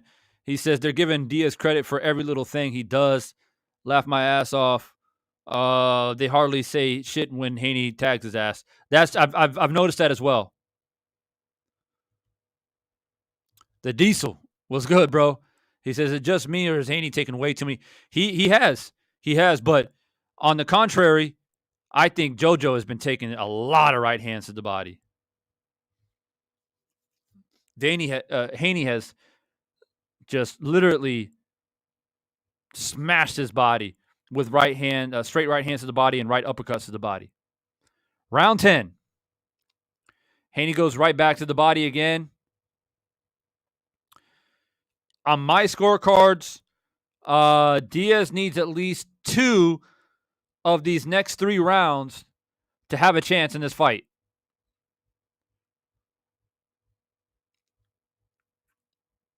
JoJo got a nice left hand in there. Nice left hand to the body by JoJo.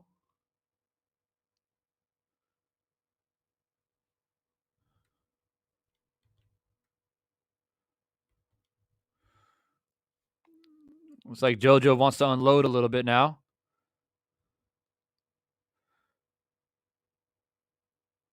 Closer round so far. Russell Moore checking for a headbutt. Doesn't look like anybody's cut. Close round. Haney needs to let his hands go a little bit to regain control of this round, in my opinion. A lot of roughhouse tactics in the inside by JoJo Diaz. JoJo, I was commenting on Haney's power, but JoJo ain't got no power either. If JoJo had some power, he might get Haney a little bit hurt, but he touches up Haney, but he's got no power behind it. And that's why Haney continues to do what he does.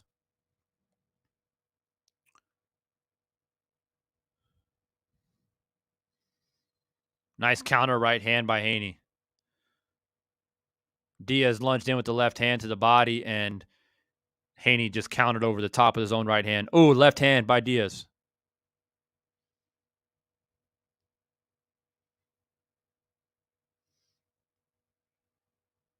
Diaz trying to throw a little flurry, but Haney's bobbing, weaving, ducking underneath the shots. Looking good. Good defense. Haney's starting to paw out a little bit with his left hand once again, and he's looking for that right hand. I think Haney needs to stop doing the 2-punch combinations. I think he needs to do a 3-punch combination. Sit down on something. Ooh! Right hand to the body. That hurt JoJo Diaz, but he's still up. Another left hook by Haney. Right hand by Haney again. JoJo is tough. I give him that. End of the round of 10. I give that is a Haney round once again.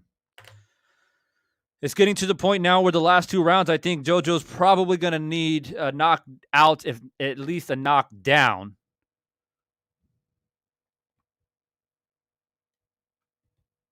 But let's see. We're coming towards the end of the fight. Everyone that's dropping in, I appreciate you. We got 40 people in here. If you haven't hit the like button, make sure you go ahead and jab that like button. Guru Grind Set in the building. What's good, man? Thanks for dropping by here in the 11th round of the fight. We're almost at the end now. Remember, guys, I told you, I believe this fight, my prediction was Devin Haney to win this fight by decision. We're getting ready to go into the 11th round. We did have a few people in here predict that Haney will get a stoppage in this round in 11. So let's see if it happens. Round 11. Let's go.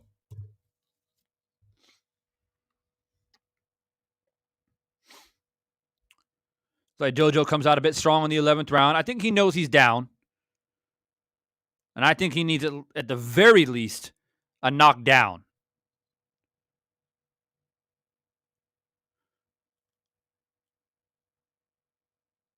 '11th round now. If you're JoJo, I think you just, nice left hand by JoJo. As I say that, he gets a left hand in there.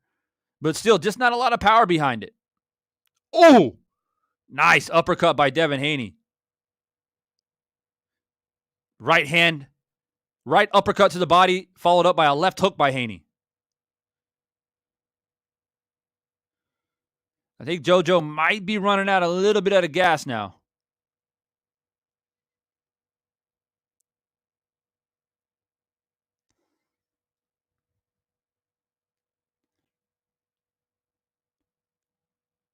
Devin Haney's being smart, tying up a lot, not allowing Diaz to try to rough him up on the inside, just tie up both arms. Nice little two-punch combination, straight right hand to the body. He's done that a lot now in this round.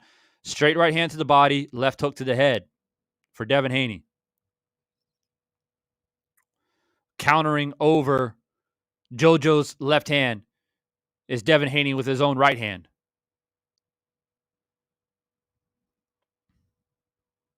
Got about a minute left here in the 11th round.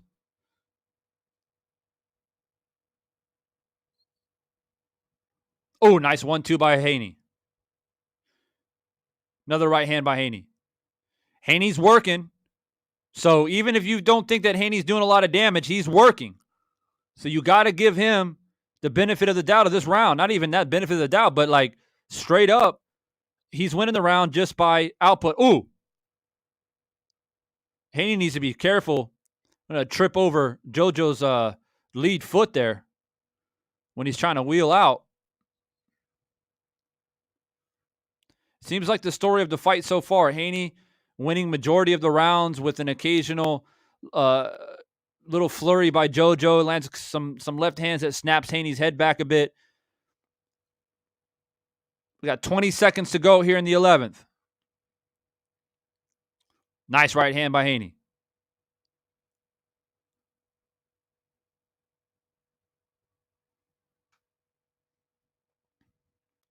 Ten seconds. I think he's done enough to win this round as well. JoJo's had a few little moments here and there, but it's just not enough to win a 3-minute round, in my opinion. So, ladies and gentlemen, we're getting ready to go to the final round.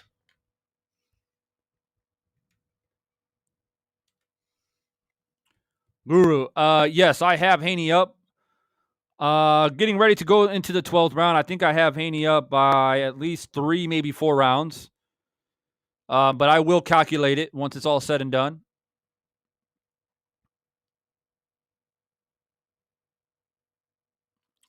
We got 57 likes now. We might as well go all the way up to 60 likes. If you haven't hit that like button yet, make sure that you jab that like button.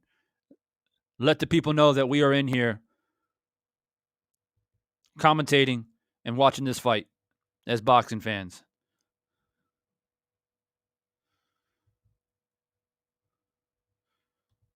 Yes, on my scorecard, King said so. I think JoJo does need a knockout on my scorecard.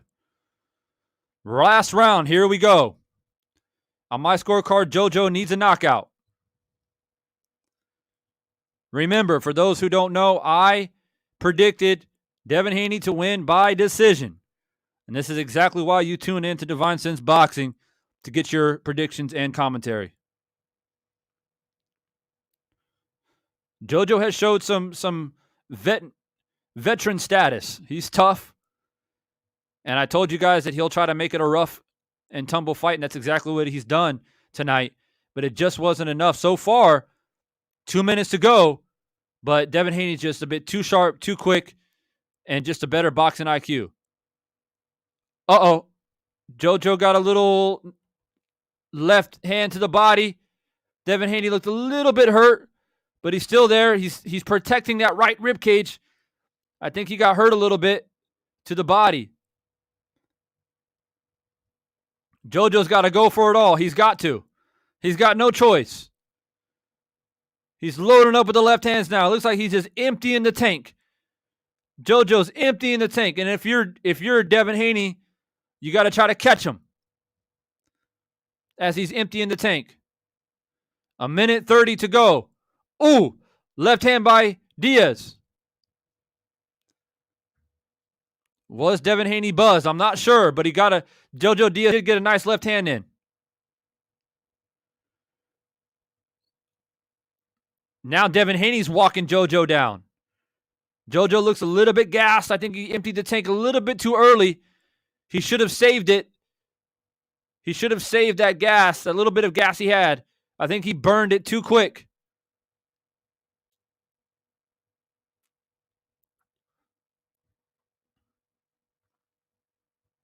Last 50 seconds.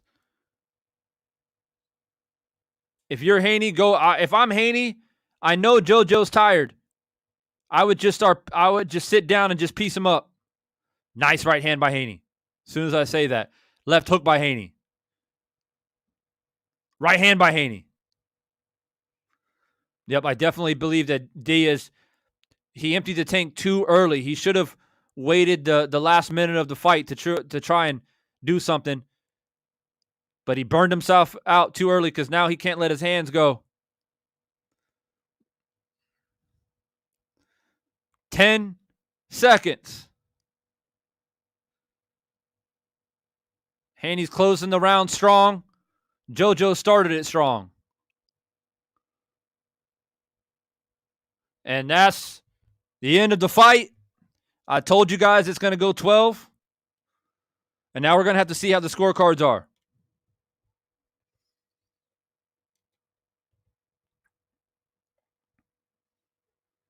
All right, I'm going to calculate my scores and let you guys know. Just give me a moment. I'm going to refresh this stream, and I'll be right back here. Revenant Society, what's good, bro? Thanks for dropping by. Yeah, I'm gonna refresh. I'm gonna be back in about 30 seconds.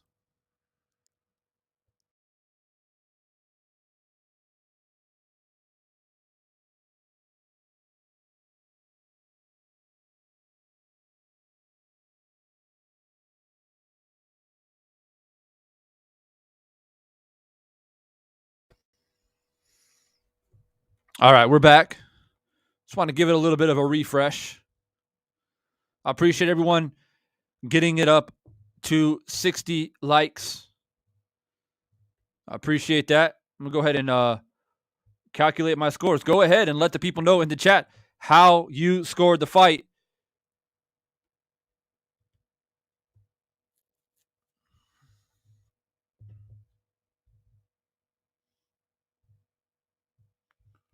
I'm just calculating my scores here.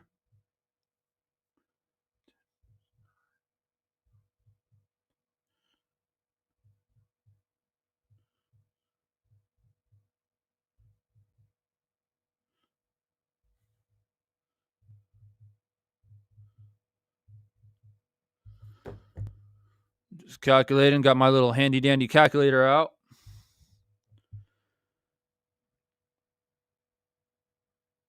Jet Starwin, what's good, bro? Lowell Estrella, what's good, bro? Just calculating my scorecards here. I did score the entirety of the fight.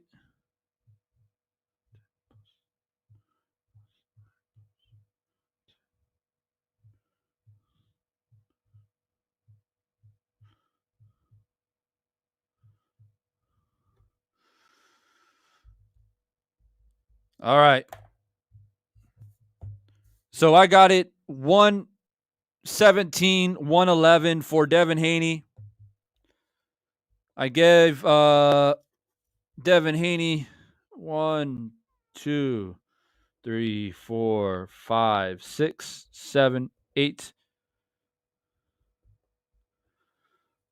9 rounds. I gave Devin Haney 9 rounds. 9 out of 3. All right, here comes the scorecards.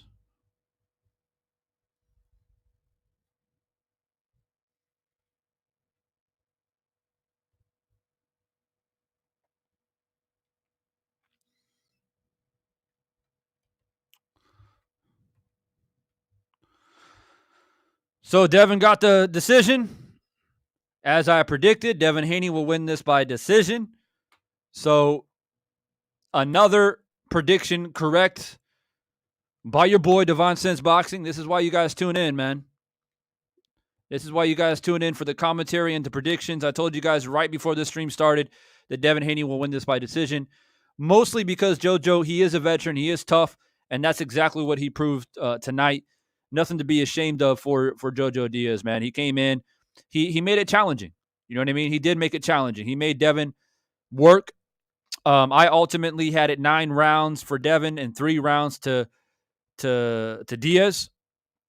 There were a few rounds there that I did give Diaz where, he's getting the left hand in there, making it exciting, made you question Devin Haney. Oh, is he hurt? But Devin Haney, he stood in there. He weathered the storm, proved that he had a chin, and proved that he can go deep into rounds and still have that work output. I am Trill Will in the building. What's good, bro? 117, 111, 117, 111, 116, 112. Yeah, I had it 117, 111 as well. Loud Boy says, man, Haney don't have any punching power. Yeah. And like I was saying earlier, if he had punching power, he would have stopped JoJo tonight. JoJo had no head movement. So I'm going to go ahead and listen into post-fight interviews.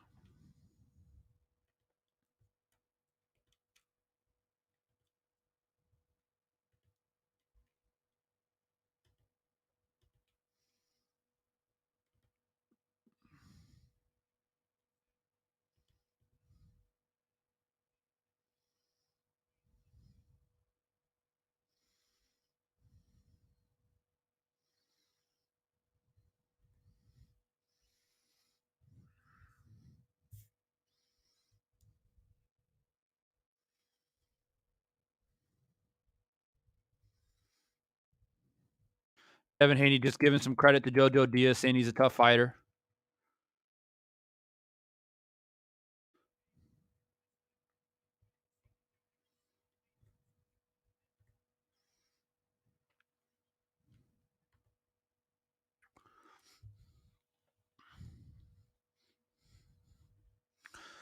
That's a fair point. By I am Trill Will, you're right. He is a boxer. He is not a puncher. And that is a fact. And he did box beautifully tonight.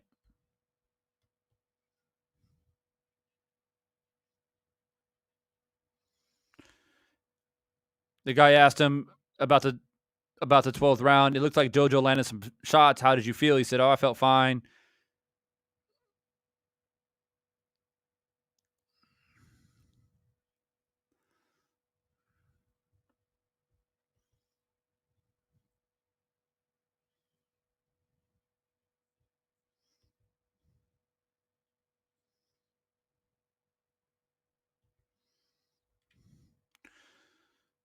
All right, so now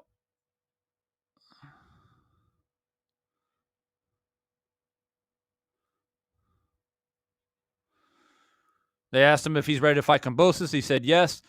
He said that Kambosos wants to go to Australia, and he said, no problem. I'll go to Jupiter if I have to.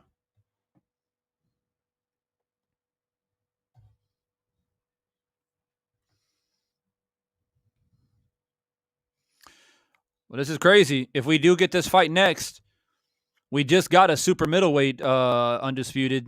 And it looks like we're going to get a lightweight undisputed as well if that fight does happen between Haney and Kambosos. Not the fight that everybody expected. Not the fight that everyone expected or thought that was going to happen. Most people thought it was going to be Teofimo and Haney, but welcome to boxing.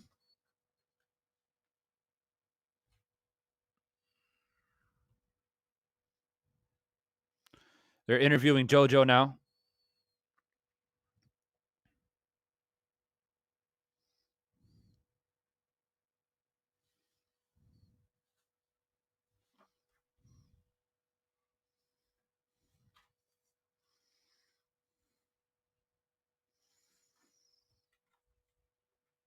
JoJo said that he thought the fight was a bit closer than what the scorecards were, but he said it is what it is.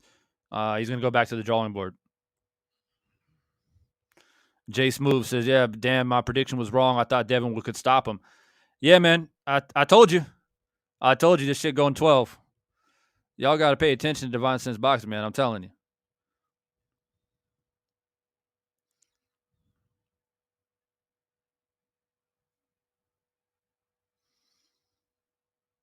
JoJo says he thought he had him hurt in the 12th round, but couldn't finish him off.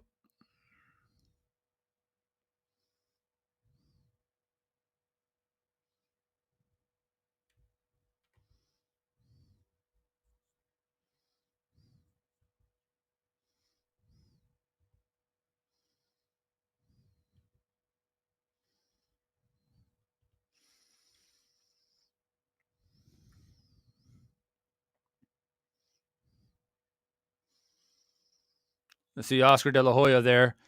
Looks like Oscar recovered from COVID. He looks okay. He's still alive. Oscar De La Hoya is still alive. Shit, I thought the man was dying in ICU.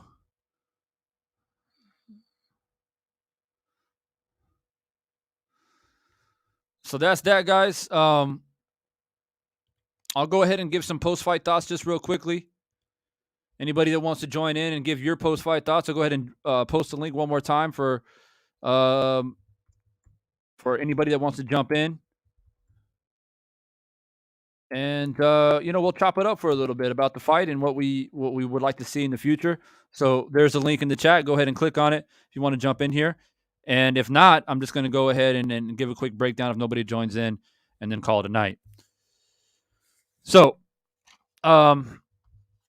I scored it 117, 111 for Devin Haney. The rounds that I did give JoJo Diaz were rounds where I thought, he was aggressive. He landed some big left hands. I gave him the benefit of the doubt out of the 3 rounds that I did give him.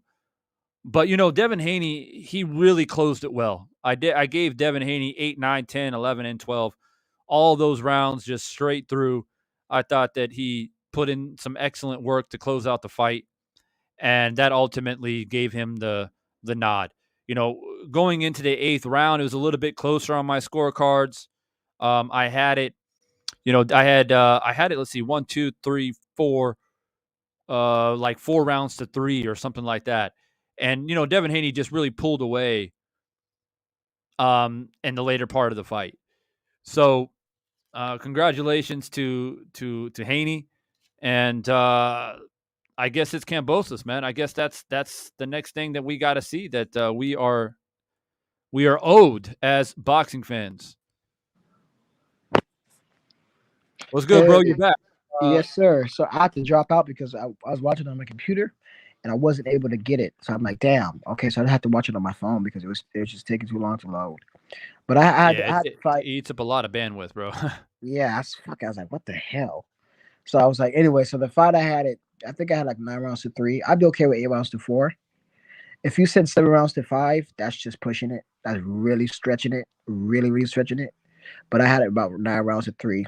At most 8 rounds to 4. What about you? Because I mean, some of them, 1 or 2 of them might have been a swing round. If you swung it, let me see my scorecards. I don't have it in front of me. Where did I put it at? So here you go. So basically, I had Haney win the first, second, third, fifth, 6, 8, 9 was a swing, 7 was a swing, and 10 and 11. I mean, you could have. Yeah, I had it 9. I had it 9 to 3 as well. I gave Diaz round 2, round 4. I gave him 2, 4, and 7. 2. I don't know how you saw I get him 2. I You know, I don't know, man. I just I thought that he, the thing is that when a boxer comes out in the first round and establishes his boxing abilities, and you can see the skill difference. Then in the second round, they're not as effective, in my opinion, at what they showed in the first round. I usually give the aggressor the benefit of the doubt, but you know, at the end of the day, man, it was a sweep from round 8 to 12 for Devin Haney. He closed the fight really, really well. Um, yeah, for sure. Well, we have no debate. So we gave JoJo round 4, correct? yes, Okay, there's no debate. I can see JoJo definitely won that round. yeah, I think that 9 and 7 is a swing. You okay. can make an argument for a swing. I kind of had Haney win the ninth round for sure, but you could make an argument for a swing. 7, you can make an argument for a swing, and 12, you can make an argument for a swing. But I gave it to JoJo.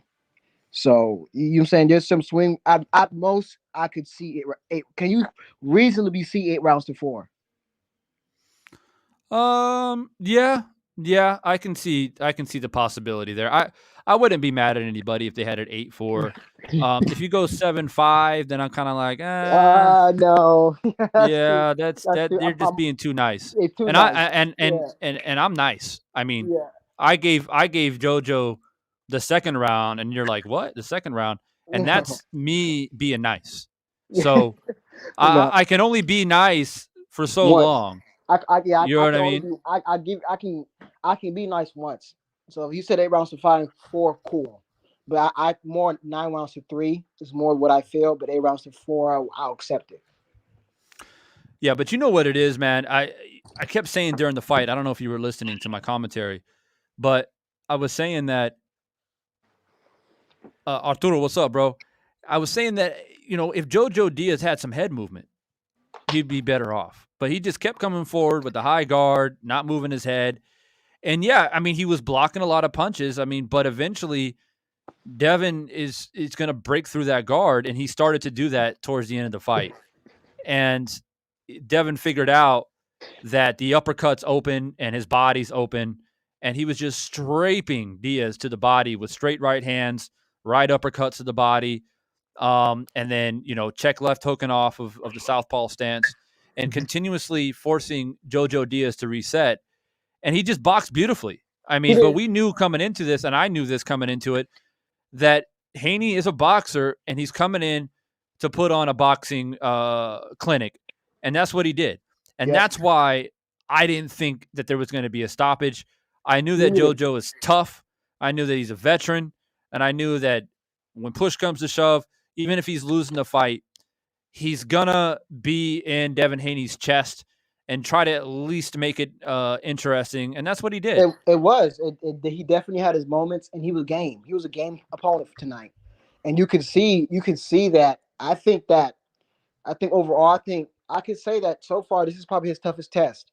Now you could say Jorge Linares, with when he got his lucky shots in. Well, not lucky, but you know what I mean. He got his shots in. But overall, I would say this is probably his toughest test. What would you say is between this one or Jorge Linares? Yeah, that's fair. That's fair. Yeah. One of the biggest criticisms that Haney's gotten is that he doesn't have a resume, and that's what Teofimo was trying to say when they were having their beef. Is like, well, you haven't fought nobody. You're 26-0, but you haven't fought nobody. And I beat Lomachenko. He was hanging And his hat on that Lomachenko victory. But and then with you the got a coach. guy that comes all the way from Australia and whoops that ass. Yeah. So that's what happens in boxing. But you know what? As much as I can't stand Teofimo Lopez for his antics and his dad, and I personally Very, believe his dad's ruining his career, personally. very against As yes. much as I can't stand him, the dude is very talented. And the thing about Teofimo Lopez is very possible that he's going to be one of those fighters that has a tons of talent and will destroy his own career by Yeah. his antics, his ignorance, his arrogance, not taking the sport seriously, and he'll just be another fighter that was pretty good once and was a wasted talent. That's Like the Kell Brook. direction that I see Teofimo going. Yeah. And the thing about this fight as well that we haven't mentioned, and I was correct, bro. The power.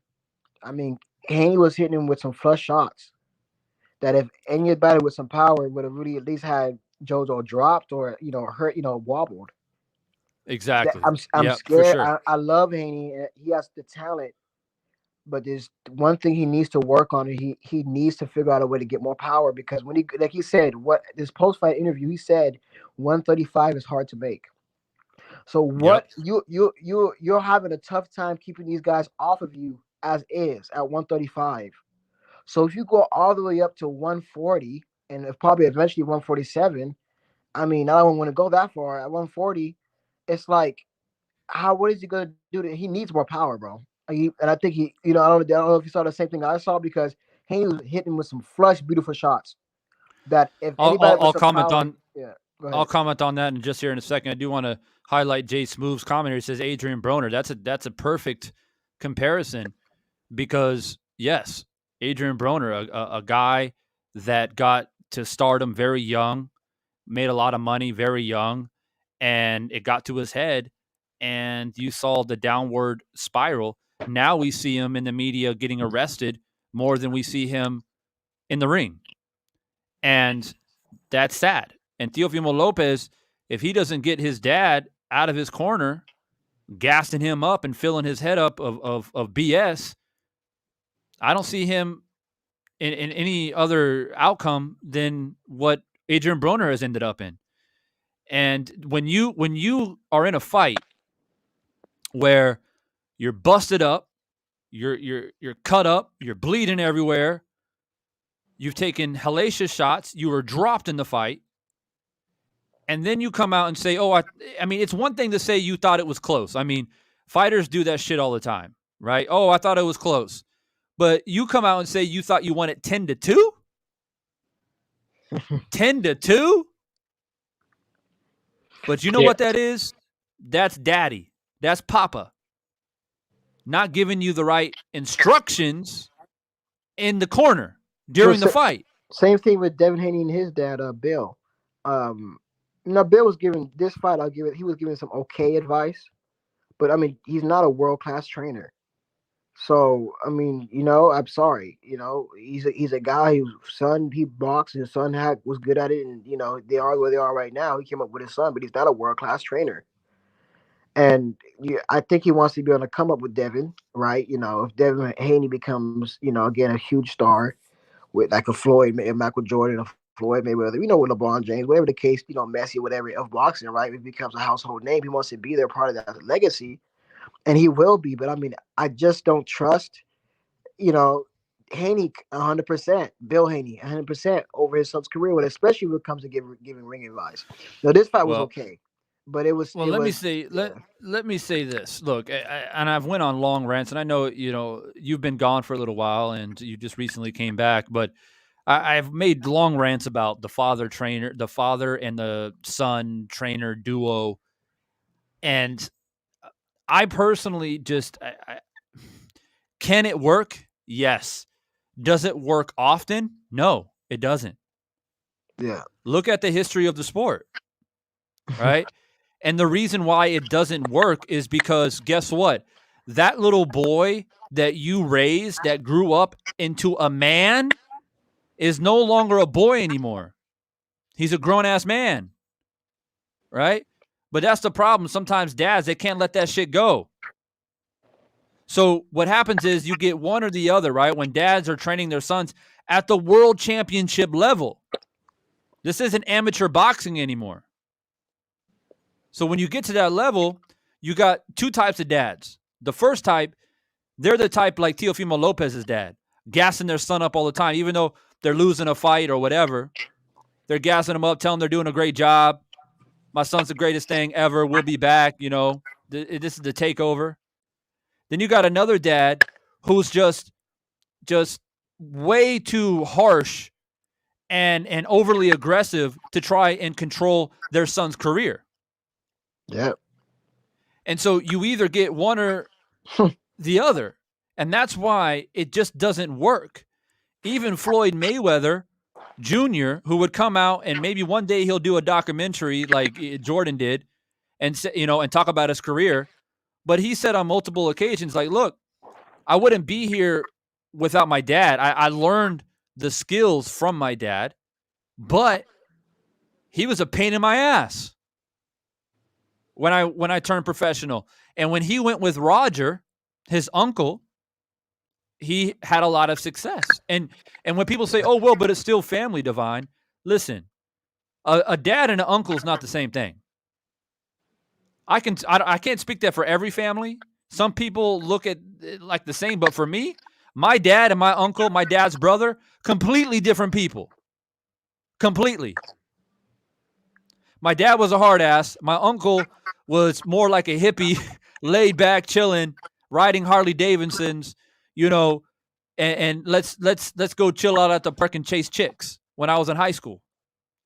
That was so it's just different. And Roger Mayweather allowed Floyd Jr. to be who he wanted to be. True. And supported him. True. I see we have a little bit of a disagreement in the comments here. The Diesel, he's saying that there's no way to train power. That is true to an extent. Now you can do certain exercises for strength that can give you a little bit more power, but only a bit of power. But one thing you can do, more importantly, is you can train to get full leverage and make the most, maximize your power when you strike. Meaning getting full leverage on your punches, all out like an Earl Spence.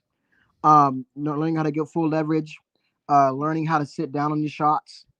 And again, so those are some ways that you can maximize the power you do have. And also having a strength and conditioning coach that can keep your power from round 1 to round 12 steady, the same power. So you can train to get the maximum power out of your punch per se. And when it comes to like lifting to get more power, you can't really do that. You can't do just it will add a little bit of power. You can do a little bit, but it's only a very minimal that power you would get from like lifting weights to get the more power. But 90% of it will be from getting full leverage on your shots and sit down on your punches. And you better hope that Haney grows into his man strength because he's going to need it. Well, I'll say this on that. There's two things that you're born with when it comes to boxing that you can improve, but there's a difference between improving something and something being God gifted, right? And those two things are power and a chin. Athletic ability as well. People are just born with a chin. They're born with a cranium that can just take hellacious shots, right? And you got guys who just have natural God-given power. Now you see that mostly with, of course, with heavyweights and stuff like that, like Deontay Wilder. I mean, he's just naturally gifted with power. Nobody taught Wilder how to punch with power. He just had it. Yes. You just, you put on a pair of boxing gloves, you punch somebody in the face, and you knock them out. That's just God-given. And when you get into the lower weight classes, though, like the lightweights, for example, which is the weight class that we watched tonight, when you see a guy that has power, it's actually kind of like it's a rarity, and it outshines sometimes even the bigger fighters because it's like normally when you see the smaller guys fight, it usually goes to 12 rounds or sometimes you get some late round stoppage because of fatigue and wear and tear. But one punch power, you just don't see it. And when you do see it, that shit is God-given. Now, can you improve your punching power and to the point of the topic? Yeah, you can. You definitely can improve it. But are you going to outpunch a guy that has God-given power? No. I don't think so. No. But like I said, shout out to Big Dog Willie, man, in that super chat, bro. I appreciate you. Big Dog, how did you score the fight? Let me know in the chat. I appreciate that super chat. And everyone else in the chat, let me know how you scored the fight. I'm curious to see your scorecards and how you scored it. For those of you guys who are just joining in, I scored it 117-111 for Devin Haney. I had it 9 rounds to 3. I believe that Devin Haney put on a masterful boxing performance.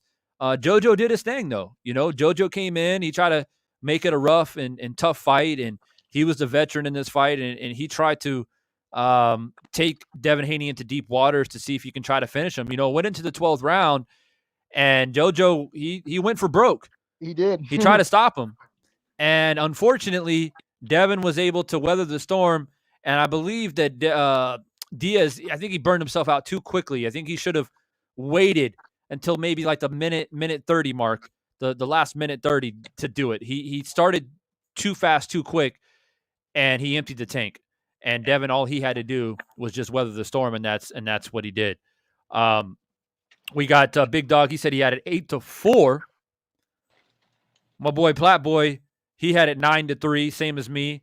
Mangus Allen had it 9-3, same as me as well. Ron Miller had it 9-3, same as me as well. Jay Smoove had it 117-111, which is also 9-3. So it looks like we were all on the same page for the most part. And you saw one person put 8 rounds to 4. Like I said, if you're being nice, I could see possibly 8 rounds to 4, but that's if you're being nice. No way do I see a 7 rounds to 5, though. That's just being way too generous. Just way too generous. But yeah, I definitely do see 9-3 as well.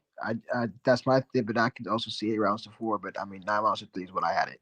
And stay where you're at. Stay here on Divine Sense Boxing, where we actually talk sense when we talk boxing. Hence the name Divine Sense.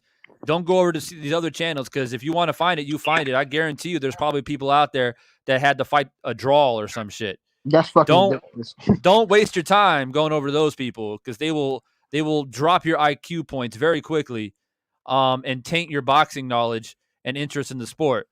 So just stick around where we talk sense to it. And the thing about it is, you got two gentlemen on the panel here talking, chopping it up, and neither one of us is discrediting Diaz at all. No. Diaz came in and he's like, I'm not as fast, I'm not as slick, I'm not as athletic. I'm going to try to make it rough. And he did that. You can walk away from this fight if you're Diaz and say, hey, I had a few moments in the fight. I thought I hurt him. But I just wasn't the better man. You have nothing to be ashamed of if you're Diaz. Yeah, no, I will give Diaz, like, we can agree, Divine, that Diaz was a game opponent. He was game. Oh, he was definitely game. He came to fight. He was game. And I want to say this too for the record. Devin Haney didn't make the same mistake as Teofimo Lopez made. He didn't underestimate JoJo. And you can tell that he didn't underestimate him, not just because of the fight, but what he said post-fight. He said, I knew he was going to come to fight. I knew it was going to be tough. So he was mentally prepared to go 12 rounds to get into deep waters when he's fighting a guy like JoJo, who's been in there, who's a veteran. Teofimo, that's the maturity. In my opinion, a lot of people say, well, Devin's young. Yeah, he's young, but he showed maturity. There's Teofimo is a lack of maturity, because he's looking at this dude Kambosos and he's saying he ain't shit. Exactly. Let me put it this way. Who at the championship level goes out in the first round and just tries to throw nothing but haymakers? Yeah, that was for the entire damn round. That was a rookie mistake, and it cost him. Yeah. He spent the rest of the fight trying to recover. If he didn't get the knockdown in the first round, I would have had Teo actually winning. I would have had him slightly winning, but it is what it is. But I mean, yeah, I agree with you, Divine. And one thing about Haney, but let me get on to critiques, if that's okay with you. He needs to stop dropping his hands, because he's going to drop his hands and he's going to get hit with an overhand right, and that's going to, you know what I'm saying? You know that overhand right that I don't know if it was a straight right, overhand right, it might have been a hook, but basically his hands was dropped, and it almost looked like it could have been an overhand right, and it hit Haney. It wobbled him a little bit. He recovered, but he needs to stop dropping his hands. That is a bad habit he has. And he has that Terrence Crawford in him. Like, he'll kind of want to dog it with you. He needs to stop doing that, because that's going to get you knocked out. Yeah, I noticed he was doing that a lot with his hands being dropped down and pumping the jab from his waist and stuff like that. Um, the fundamentals of boxing, fundamental coaches will pull their hair out when they see fighters do that shit. But when it's just confidence, right? And it's a risk. It's definitely a risk. And I think that he knew that he had the hand speed advantage. He felt that he was able to get out of the way for the most part. But then again, he was getting strafed with left hands in that fourth round. I mean, that was a round that Diaz won clearly, Yes, that in was my his most opinion. convincing in the whole fight. Was his most convincing. And Yes. he was like doubling up with the left hand and just kept tagging Devin Haney. And I'm like, Haney, like, yo, you can't just keep eating these left hands, bro. But Yeah. it's a southpaw. It's Yeah. a southpaw. So I get your critique about letting the hands go. For me, I'm not gonna visit that critique. I appreciate your criticism, which comes from a very balanced point of view in boxing. My critique, though, however, if I were to pull one out about Devin Haney, is he doesn't let his hands go enough. If you're What? gonna, for me, I think he jabs, left hook, straight right hand, jab, straight right hand, jab, straight right What? hand, or Wait, jab right. wait, what? Did you not see him And go to the body too? And he was even no, he at goes one. to the body, but it's usually one or two punches. So When you mean you you want to see and it combos? depends. Think about it this way: if you got a guy like Diaz who's just standing in front of you with his hands up, why not release a 4 or 5 punch combination? Why not? Oh, you combinate. Yeah, okay. Give me combination punching. Combination punching. I'm not Okay. saying like let his hands go like he never punches. I'm saying Oh, okay. combination. I guess yeah, that's a better way to put it. Yes, So combination punch. he needs to do more combination punches. Why?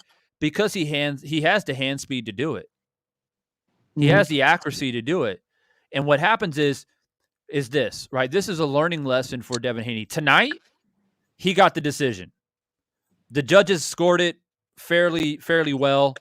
But when you get into, let's say he fights a guy that has a big name and has a come forward pressure fighting style, and then the judges aren't in your favor. This scorecard can be much more lopsided if you don't throw combinations. And True. I'm not a guy who's like, for me, if you jab all night, I'm fine with it. Like, Me too. if you're jabbing and you're moving and you're sticking and moving and throwing a right hand down the pipe, I'm fine I with it. love the pure boxing style of boxing, or the pure boxing style of boxing, Science. Yeah, the science. I choose the science as sweet well. science. But again, when you start going up through the ranks and you get at this level, you gotta throw some combinations in there every once in a while just to impose your will and to put an exclamation point um, on a round. Even The, Mayweather, a guy who's very methodical and systematic with his punches, he would occasionally throw a 4 or 5 punch combination, head, body, and then pull out. And when you do that and your opponent just stands there and takes it, then the judges are like, oh, okay, they can see that discrepancy much, much clearer. but So that's that. If there was a criticism, and of course I'm really reaching, to be honest with you, and because I feel like Haney boxed beautifully. he boxed. But He if I were boxed. to pull something out of the hat, that's what it would be. Okay, and then I would have to pull something else out. I know. Then again, I have Haney winning the fight clearly, and I'm not trying to say, but again, when he gets in the pocket, he does get hit a little bit. He's like a Crawford. I think his defense drops when he gets in the pocket, and I think part of that reason he gets hit, and I think part of that reason why Divine that he doesn't do that because he doesn't have the. I simply put, I don't think he has the power to risk staying there in the pocket. He doesn't have the power to stay there in the pocket, right, and get a 5, 6, 7, 8 and risk that. I mean, you saw, I mean, because it was, I think it was maybe sometimes in the middle of the fight, he was even landing like overhand, like Superman punches, like overhands on, like really like putting everything. He was flat footed. He sat down in the shot and he was doing like overhand punches on JoJo a few times, and it still didn't do anything. JoJo does have a chin, so I'm not gonna act like he doesn't. But I think that for Haney, I don't think he wants to risk sitting in the pocket with it. You know what I'm saying? Like throwing Well, a okay, five at that time. let's switch gears here for a moment. And I have a poll up in the chat. It's a simple one. Who you got? Haney, Cambosos. Now, Haney said in the post-fight interview that I'll go to Australia. I'll go to Jupiter if I have to. So it seems as of right now that this fight's going to happen, and it's going to be for undisputed, which is great for boxing. And it's so funny to me though, and I just can't let it go. That what was it, like 2 months ago? Everybody was talking about Teofimo and Devin Haney, right? It was just a few months ago. They were like, "Oh, Teofimo's got all the belts. Devin's got the WBC. Devin's gonna beat Diaz, and then Kambosos will be an easy fight, and then we'll get the grand undisputed fight." But now it's Kambosos, which I find that hilarious. And this is why people need to stop sleeping on boxing. You never take any fighter lightly. Even as a fan, if you bet on fights and you predict fights and things like that, you never just sit up there and just automatically just pick the favorite. Yeah, exactly. Because and the crazy thing is that now Kambosos, he's got all the belts. Now he dictates how it's going to go, and now he's going to have 80,000 screaming Aussie fans, and he's earned that. He's earned that right. He got all the belts. Hey, but sorry, go ahead. So now we got the fight, right? So far in the vote, make sure you vote too. Get your vote in there. 73% says Haney. But let me say this, and I'll throw a monkey wrench in there, and I'll play devil's advocate. What we saw tonight was a style matchup. Come forward, right? Hands up. Try to go to the body. Try to rough Devin Haney up. Devin Haney was on the back foot for the most of the fight. He was on the back foot, sticking, moving, boxing pretty well. I don't want to say he boxed perfectly, but he boxed pretty well. Enough on my scorecard to win 9-3. But he did get hit. He did get touched up in this fight. Not an extreme amount, but he did get touched up. One round in particular where he was getting hit way too much, in my opinion. 4. And although that's from a southpaw position, and I'll take it with a grain of salt, considering that Kambosos is also an orthodox fighter. But let me throw this out there to you guys. Teofimo Lopez, in a lot of people's minds, was the most devastating and powerful puncher at this weight class. The only way Teofimo Lopez, in my opinion, was to beat Devin Haney was to knock him out. He can't outbox Devin Haney. Look at what Kambosos outboxed Teofimo. Yeah. So what do you think Devin Haney would have done to him? The only way Teofimo would have won that fight was by knocking him out. Now, so let's not get it twisted. Teofimo Lopez did knock down Kambosos. He did knock him down. So we know that Kambosos got a chin. We know that he's tough. We know that he can go late in the rounds. Did you guys see how Kambosos finished that fight? Did you guys see that shit? His ass got knocked down in, what was it, the 10th round? And then he gets up, survives the round, comes out in 11 and 12, and beat Teofimo's ass. And can I say something, Divine? And I didn't go ahead. Even though I mentioned the power thing with Haney, one thing he does actually have that's great, if he does get in the war, he has a chin. Devin Haney has a chin on him. He has a beard. He has because JoJo's a solid puncher. He beat and Jorge was as well. He has a good chin. I mean, a good chin. So I know his chin is going to be able to last at 135. It'll probably last at 140, 147. We'll see. But I mean, he has a chin. So that's one thing that if he does get in the pocket, he is going to be able to at least, you know what I'm saying? He has a chin, man, because, again, he was taking straight I mean, some of the shots JoJo was hitting him with, you would expect him to be spaghetti noodle legs, but he wasn't. Yeah, and not to cut you off, but look, I think potentially the boxing gods have played a role in this situation by humbling Teofimo Lopez's arrogant ass. and has put Kambosos in place to fight Devin Haney because, quite honestly, I think that this fight is actually going to be more entertaining than what a Devin Haney Teofimo Lopez fight was going to be. Because to me, that's the bull and matador. All Devin Haney has to do is work behind the jab, keep his distance, and outbox him for 12. And don't go blow for blow with him. Yeah, that's it. You formulate a game plan to stay away from a big left hook and a big right hand down the pipe, that's the punches that Teofimo throws. Those are his two power punches: left hook and a right hand. Yeah. Right? So you stay away from that, you golden. Now, we get Kambosos in there. Now, that shit is an intriguing matchup because they both have speed. They both have boxing ability. They both have chins. They both are workhorses. They both are, will battle to the end. And you got all the straps on the line. So it's like this is a 12-round battle, in my opinion. It is. It's a 12-round battle. I don't see a knockout in that fight. I don't either. The one thing, I think Haney's slightly faster and has slightly more boxing ability. I think he could box better. I think he's slightly faster, but at the same time, I think that going Kambosos' favor, he has a chin. Excuse me, not chin, but a little bit more power than Haney. So if it got in the pocket, it'll be interesting to see if he can catch Haney. If it can blow him down a blow for blow, because Haney does like to engage. It seems like he will oblige you for that. And but what did Devin Haney? He might fight him in Australia, so that might play a huge factor. What did Devin Haney get hit with tonight? He got hit with a looping left hand coming over the top, right?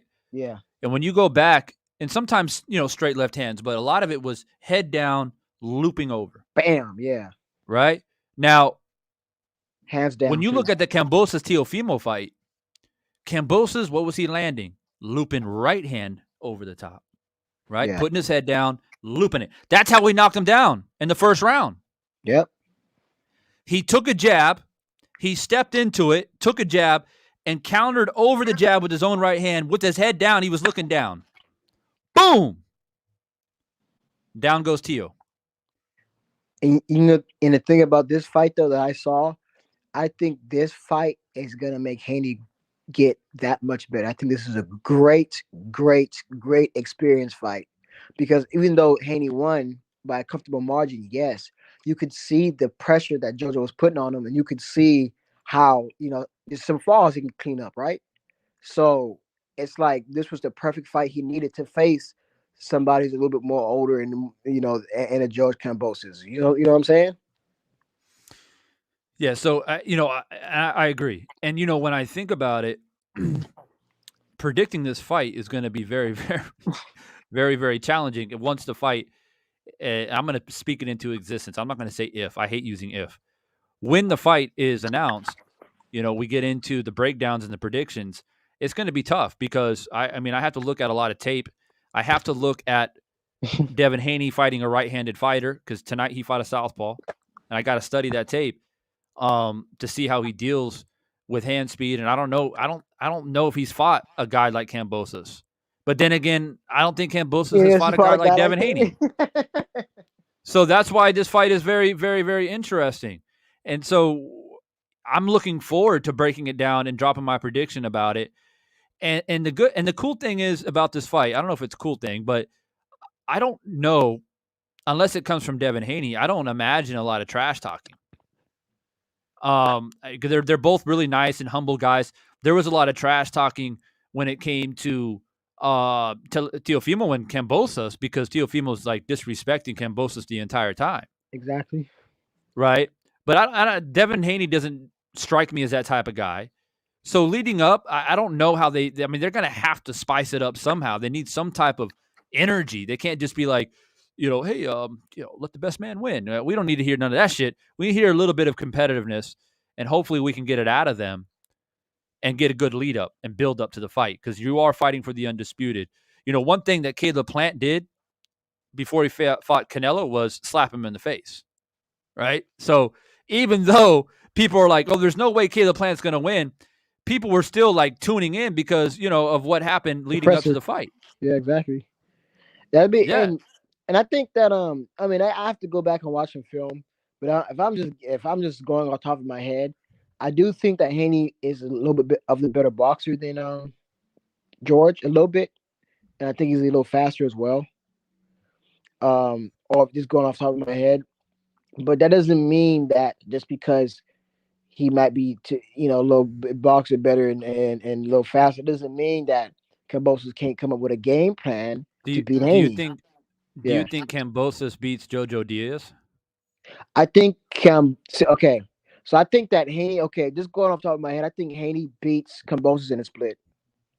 I think he beats him in a split, and I think that if Kambosos fought Jojo Diaz, I think it'd be a little closer. I think that fuck. I might have it maybe 7 rounds to 5. I know I might have that one 8 rounds to 4, 7 rounds to 5, because you have to take into account that like again, I'm not trying to make no excuses for Tio, but was he at his best when he went in there, right? And then we have to understand that I do think Tio did take him lightly. So I mean, I'm not trying to make an excuse for him, but it's like it's not the you know it may not exactly be the best judge. Was Tio really at his best when he fought George, right? And that was a very close fight. So But you you know see what what's I'm saying? funny? At the post fight interview with Hmm. Teofimo, he Hmm. said, "Oh, they keep weight draining me." Well, who's we? You chose to stay at 135. Nobody forced you to stay at 135. And this is my problem. If he would have said, it was difficult for me to make the weight, 135 is challenging, da da da da, I would have been like, all right, fair enough. But when you come out and say they have been weight draining me, you're saying that other people are making the decision for you. And the truth is, in my opinion, that's an excuse because the reality is you knew that 135 was tough to make. You chose to fight at 135 because ultimately you got to sign the contract as the fighter, right? Hmm. You go in because you thought Kambosos was going to be an easy fight, period, point blank. There's no other way to dissect it, in my opinion. If you want to complain about 135 being a tough weight class for you to make weight in, I have no problem with that. But as soon as you come out and say, oh, they are weight draining me, that's you being a crybaby because you signed the contract. Don't blame it on the promoters and your manager or your dad. You said, oh, okay, shit. I got to kill myself to make it to 135, and I'm willing to kill myself to make weight because I think George Kambosos is easy. And why did he think he was easy? Because Papa Bear telling him that it's going to be easy, and he believes everything Papa Bear tells him. That's Yeah. it. That's it. And here's the thing too, Divine. What do you? I mean, are we even gonna get this fight next? I mean, we're talking as if this fight is just done and made. We know how boxing is, man. We want a certain fight, we just don't get it. We think it's gonna go a certain way, but it doesn't end up that way. You would think, oh, this is the perfect way to, of how this could go. It's perfect. But when it, in boxing, man, when it makes too much sense, it makes too much sense. So, I mean, we might, Well, doesn't Eddie Hearn does Eddie Hearn promote both of them? yeah, Devin's on the zone and Cambosa's on the zone. No, Triller. Is he a Triller? I think they're both on DAZN. Okay, I know Haney's on the zone. I'm not sure with Cambosa's, I but I'm already the hearing fight. I that mean, I Cambosa. mean, I'm if the already fight hearing. doesn't happen, if this fight doesn't happen, because unlike Teofimo, who's saying, "Oh, I can't make weight," I don't know if Devin. I mean, the only way this fight doesn't happen is Eddie Hearn, um, he fucks it up, or somebody, either Kambosos or Devin says, I don't think I can do 135 anymore, and they try to move up, and maybe Devin chases Teofimo at 140, but I just don't see how this fight can't be happen when you have undisputed on the table. The thing, but I'm already hearing again. I didn't look at the videos. I just seen the headlines. I'm already hearing that Cambosa is thinking about Javante already. That's what I'm. If he gets past his fight tomorrow, which will you be back tomorrow for that fight live? Yeah, Right. probably, Okay. yes, Okay. yes. But yeah, I'm Who is that? already It's hearing. Diaz and Cruz, right? No, Tank. and Oh, Cruz. Tank and Cruz. Yeah. Yeah, Tank. Tank and Cruz. Yeah, That's his. yeah. Yeah, his fight tomorrow. So who was what the hell's his name? He was supposed to fight Rolo, right?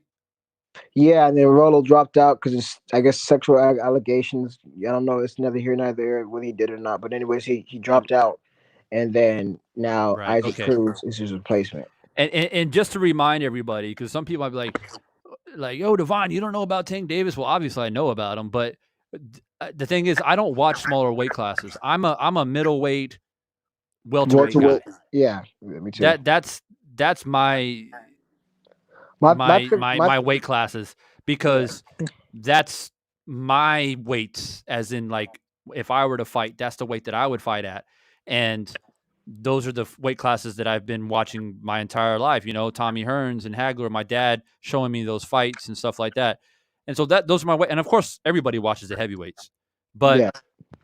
I just don't watch 147 and below very much. So a lot of people they coming over here wanted me make a huge a dedication video to Tank Davis, and I'm like, well, I mean, I don't really watch that weight class that much, but I, I'll go live during the fight because it's a big fight, and why not? yeah. You know, I enjoy I, commentating. I put it to you like this: I typically don't go really below 135. Again, the only way, because I guess it's not exciting. I don't want to, I don't want to see 120 pounders just, just like fight 1,000 Just punch punches each for other the to fight. death. Yeah, this is there's no. But if it's a big name fighter, I will watch a low weight class, right? Like a Tank, a Tio, Devin, Ryan, Loma. The big name fighters, I will watch their I fights. don't even know if you can even utter Ryan Garcia's name because of Oh, no, no, his no, no, no. Yeah, yeah. foolishness. I don't like I don't like Ryan Garcia. I'm just trying to make a point that if No, I'm I gonna watch, understand. yeah, if I'm gonna watch I'm a lower being weight class, I'm gonna watch a I'm lower being weight a little bit of a 135. I'm being a little bit of an asshole, but I'm just saying, like, Yeah, I just it's like nails on a chalkboard at this point when I hear his name, because it's like the funny thing is that when he was doing his thing last year, because he hasn't done shit this year, I was like, yeah, he's pretty good. I want to see what he does. And of course, he finds himself in a situation where he doesn't shit or get off the pot. yeah. It just irritates me. It's like you're doing podcasts, running around, training with Jake Paul, acting like a fool, and you're supposed to be a world class fighter. You're supposed to be a champion, Yeah. and you anytime fighters hold belts for hostage, I don't take that shit lightly. Me either. I hate it. I have like about a 14 to 15 month rule. If you have an injury or something, if you can't defend it within that time period, you have to get stripped.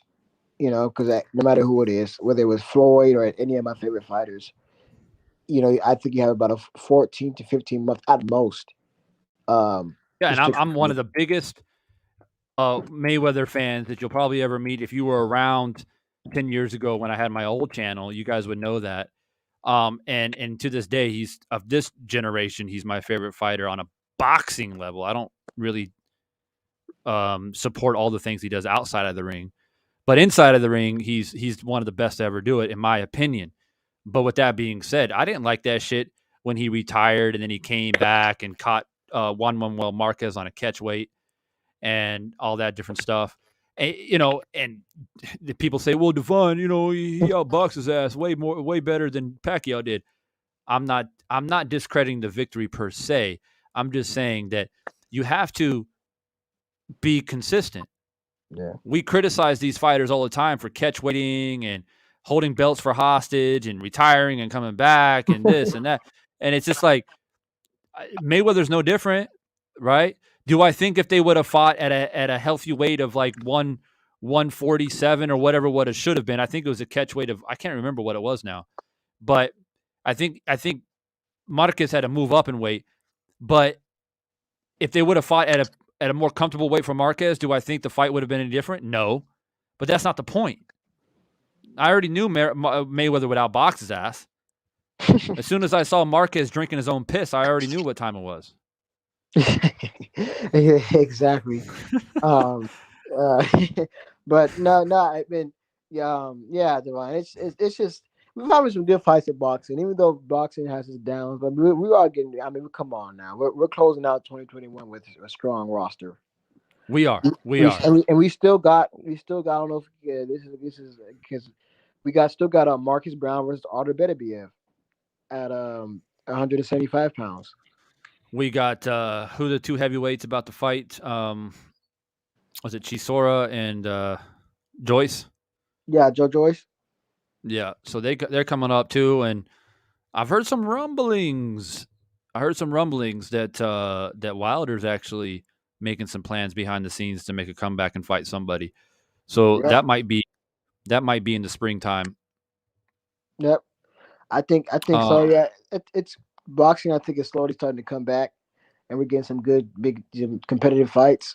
I think that Joseph yeah. Joseph Parker, thank you. Yeah, Ron Miller, Joseph Parker, and Chisora. That's right.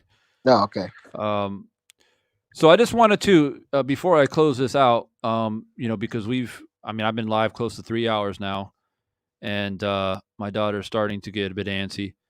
So I just want to go through the rankings real quick and just so you guys can see where these divisions are at, and obviously it's not updated as in of today because we just saw a fight. I'm first going to look at the division that we watched tonight, which was the lightweight division, and just kind of pan through it. And then, of course, I'm going to take another look at 147 just for kicks and giggles. If it'll ever load, I don't know what the hell's going on with it. And then, we can kind of chop it up a little bit on how we would like to see these divisions unfold. As of right now, for the pound for pound, I see someone saying Usyk should be number one instead of Canelo. This thing is not loaded.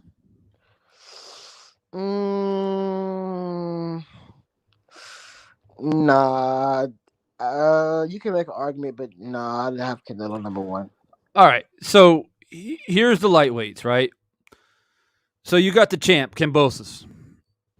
He's got ring, IBF, WBA, WBO. They got Lopez still at number one. What? Even though he was dethroned. And then you got Lomachenko, which I don't even know the last time he fought, at number two. And then Ryan Garcia, who hasn't fought a year, still at number three. Why is his ass even in the top five? Exactly. You're in the top. You haven't fought for a year, and they got you in the top five. Now, Devin Haney, he's got the WBC. He's at number four. Now, this should be obviously Devin Haney just won. So Haney, in my opinion, should be at least two minimum, if not one, because he's got a strap. So Kambosos should be the champ, and then Haney at one, because he's got the WBC and he just beat Joseph Diaz Jr., who's number 6, by the way. So that, and then you can make an argument if you want to leave Lomo up there just for the sake of argument because of his accolades. Fine, but Ryan Garcia, man, you don't belong in the top five if you haven't fought in over a year. Period. I don't give a shit what you used to do. What are you doing right now? Mm-hmm. Nothing. Mm-hmm. Nothing. And yeah, he's a hype job to me, man. He's a knockout waiting to happen. I I got nothing good to say about him. I don't want to discuss him. I'm in agreement with you. Yeah. So I just wanted to show that for you guys. In my opinion, they will update this probably within the next week or so. Devin Haney obviously has to move up because he won. He's got the WBC. None of these guys, Lopez, Loma, and Garcia, none of them have a belt right now currently. They need to drop down. These all need to be shuffled. And I'm sure Ring, they'll do it. They'll definitely do it. And then, of course, if people are wondering, all right, Divine, when will you give Ryan Garcia any credit? Well, Ryan Garcia needs to fight somebody like Loma, for example, or even Lopez. Why not? You can't Ryan Garcia and come back and fight a tomato can and then get brought back into the top 3 again. I'm sick of that shit. Mm-hmm. Just because you took a 1-year layoff and then you want to just do like 2 or 3 tune-up fights and then get your name back in the top 3, just because you got the little Oscar De La Hoya in his prime look, little golden boy look, little cute face look, innocent. I don't give a damn about all that shit. I don't give a damn about none of that Oscar De La Hoya bullshit. That little whatever pretty boy look, whatever you want to call it, man. This is boxing. Yeah, but that's how I feel like he's been marketed. This pretty little boy, that hits pretty hard. And, Oscar De La Hoya had that same appeal. He was always like a good-looking dude in his prime. And he was very marketable. And even women would like tune in to watch him fight because he was like a good-looking dude. Yeah. Yeah. And that's just fact. I see he has the same appeal. I think that he has that, he has that look about him. I don't think he does, but I mean, the public does. I don't think he does, but I mean, it's neither near nor there about that. But in general, the public think he has that look. So yeah, sometimes we forget about the casual boxing fan and how they think and how they perceive the sport of boxing. They think looks is gonna win. Looks don't win fights. No, but think about it. I mean, who watches Jake Paul? Fucking casuals. Casuals, yeah. Right? And who does Jake Paul train with? Ryan Garcia. So they see Ryan Garcia bouncing around, throwing body shots at people in Jake Paul's gym. Who can throw the hardest body shots? Ha ha ha ha. And everyone's like, oh, Ryan Garcia, he's cool. Exactly. And it's like, the dude is a professional fighter. He's supposed to be a world-class fighter, and he's hanging around Jake Paul, throwing body shots like it's making a mockery out of the sport. Yeah, when he's a clown, man. But he's a boy too. You act like a boy, you get treated like a boy. Let's move before I get lit. Let's move to 147. Ooh, my favorite weight class. All right, just for shits and giggles, man. So we can chop it up a little bit, and I'll probably end it after this. So this is how they got it. Terrence has got the WBO. Earl's got IBF WBC. Ugas has the WBA. Who got the ring? Nobody else got the ring. It's vacant. It's vacant right now. Okay, it's vacant. That's why they have it vacant here. Right, okay. Yeah. So the champion's vacant because nobody has the ring. And, of course, this is the Ring Magazine rankings, so that makes sense. Yeah. So we got Terrence here at number 1. I'm personally fine with that. I'm not. Okay, well, just hold your thoughts for a moment. Then you got Spence at 2, Ugas at 3, Ennis at 4, Virgil Ortiz at 5, Garcia at 6. I'm just gonna talk about the top 6 for right now. All right. We can go into the top 10, but I just want to focus on the top 6. Okay. Now, let me say this. I feel like the fight to make right now, other than the obvious, which is Crawford Spence, is Virgil Ortiz and Danny Garcia. That fight needs to happen because Danny is in a similar situation to Porter, where pretty good, established fighter, have been in there with some of the best, but he's come up short in his big fights. Very similar to Porter. So fighting a guy like Ortiz proves a point for him. If he beats a young, strong contender coming up who's undefeated, Garcia can automatically slingshot his name back into a title shot. Mm-hmm. Now, if Ortiz wins, he beats an established name, and if he knocks out Danny Garcia, who has never been knocked out, that's huge. Mm-hmm. So if you're Virgil, that's your goal. You got to try to knock out Danny because nobody's done that. And Danny has been shown. Danny is a throwback fighter. He has shown to have a phenomenal chin. Danny Garcia has. So you knock him out, you shake up boxing. Then I think fun fact. I think you need to make Ugas. See, this is where it gets tough. I feel like Ugas. but I feel like Ugas should fight the winner of Ortiz Garcia. But the problem is what do you do with Ennis, right? Because for me, I feel like Ennis is very, very talented, but is he ready to go to that top level yet? Is he ready to face Crawford, Spence, or Ugas? I'm gonna say fun fact about Danny Garcia having such an indestructible chin. The man has not even been dropped yet in his career, Exactly. not once. Exactly. So That I got my man so Jay Smooth. uh, He says Ennis versus Thurman. Now I keep forgetting about Thurman so can because I? Thurman to me is kind of like Ryan Garcia, He is. who's when Can I? a After you give your thoughts, can I get my thoughts after? yeah. I just wanted to reply to this comment by Jay Smooth because I'm okay with Ennis versus Thurman because why not?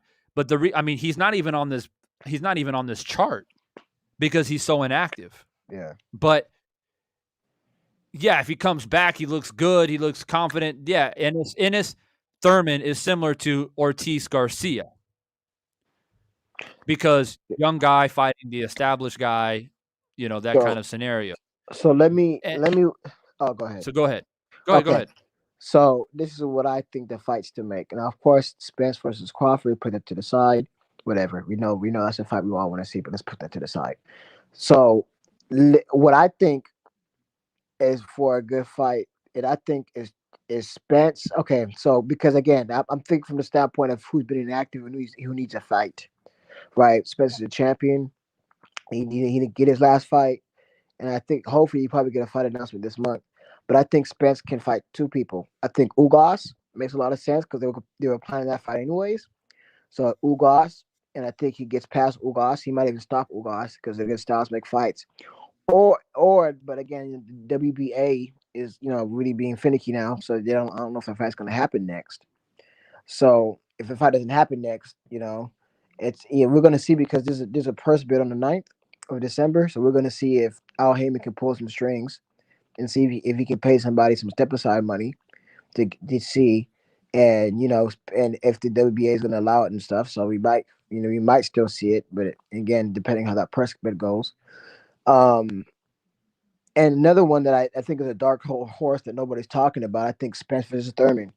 And the reason why, and this makes if Spence can't get Ugas, if he needs a comeback fight, this is why Spence versus Thurman makes so much sense. One, they already have a built-in history. Spence does not like Thurman. He said on multiple occasions. I think Thurman's the type of opponent to get Spence back in the ring, and it'd be a pay-per-view fight. The trash talk leading up to that fight would be great, so it can be marketed well. Because I think Spence is supposed to come back around the March time, so March or April at the latest. Well, he said February, March, excuse me, but maybe April at the latest. And I think that for Spence, hey, I'm inactive as well right now. I'm coming off of an injury, and well, at least with Thurman, he's coming off of an injury with his hand. He's inactive as well, so it's like at least the playing field's even, right? I think because I think that fight ends in stoppage as well. So I think that if I'm Spence, I'm like, well, if I can't get Ugas, what's my next best option? I think that Thurman is, even though he says he's never going to give Thurman a chance. Well, I'm thinking like he needs to humble himself because again, listen, brother, you didn't get the pack fight. Whatever happened, happened. You didn't get that fight. You know, and it looks like you may or may not get the Ugas fight. So you're running out of options. And now we're gonna bring in Terrence Crawford. You have Terrence Crawford who just regardless of what people think, the fight ended in the stoppage. It is what it is. So he put on a statement, and now he look at him. He's number one Ring Magazine winner right now. So if I'm like, well, if I'm Spence, I'm like, well, whoa, who am I gonna fight? So I would say Spence needs to fight, Ugas. You see what happens on the 9th. But if he can't get Ugas, he needs to go for Thurman, man, and put his pride to the side and just say, you know what, let me just make a big because he said he wants a big fight. And at the end of the day, even though I think that Thurman is inactive, it still is a fight I want to see. So that's what I think. And yeah, and when it comes to Jerron Ennis and Roger Ortiz, I think that fight would be good. I think that you can also put Jerron Ennis in there because Sean's at the picture now. You can also put an Ennis against a Thurman as well, but I don't. I think that Thurman needs to be cashed out at this point because I think his hunger is gone. I don't think you waste a Thurman on an Ennis because I might favorite Ennis to win that fight. I think that you put a Ennis, excuse me, you put a Thurman versus a Spence because I think that's better pay-per-view numbers. I can see how you can sell it based off of the personalities and talking shit or whatever. Yeah. But my problem is that if Spence knocks out Thurman, Yes. what are people going to say? They're going to say Thurman had a long layoff. He's never been the same. And they're going to discredit that victory. But I think at the same time you have to take into consideration that of Spence being inactive and coming off an injury as well. You see what I'm saying? It's not like it'd be different if Crawford went in there and knocked out Thurman. I definitely would see that. Well, yeah. I mean, Yeah. you can counter with that. If you're Yeah. Spence and Spence's team, you can say, well, how could you say that when I was injured myself? And lay But off as well. will the media accept it is the thing, because Spence has came out and saying, "Oh, the eye is all good, we good," and et cetera, et cetera. So, Thurman, I I don't dislike the guy. There was a time where I liked Thurman a lot when he was, one time. One time. I, Yeah.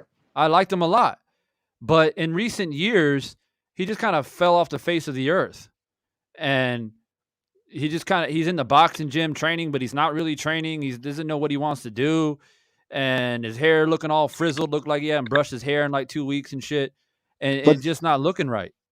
I don't know what's going on with him. but And you then said something important, Divine. What'd you say? The casual. From a boxing standpoint, from the purist, the boxing heads, yeah, we know that Thurman's coming off a long layoff, but a casual standpoint, you see what I'm saying? From the casual standpoint, people don't look at it like that. They look at it, okay, this fight is big, because this fight would sell. I think it'd do a decent amount of pay-per-view numbers. I think it would. I think it would too. Would I watch it? Yeah. I mean, why not? But I mean, like, I can just hear. I just been around boxing too long, and I already know what the critics are gonna say. I mean, Oh I just yeah, know it. They're gonna come out and say, yeah, or even Thurman himself. I mean, Thurman is he's not like a Teofimo going to come out and say some dumb shit as far as excuses. He lost to Pacquiao. He came out. He accepted it like a man for the most part, and I respect that. But a lot of people say that one big reason, I don't know if you know this, by the way, but a lot of people said that the reason why Thurman lost to Pacquiao was because he was out in Vegas, like, you know, partying and doing slot machines and shit and not taking it serious. that's what I heard. He was gambling. That's what I heard. Yeah. So it's like, where's his mind at? Like, you're going up against, see, Pacquiao, he thought maybe he's old and he's on the way out and this and that. And Pacquiao pieced him up. And because Thurman had the youth and he had boxing skill, he made it somewhat interesting and made some of the rounds competitive. But you're going up against a guy like Spence, who he didn't get the Pacquiao fight, Ugas did. So he's upset about that.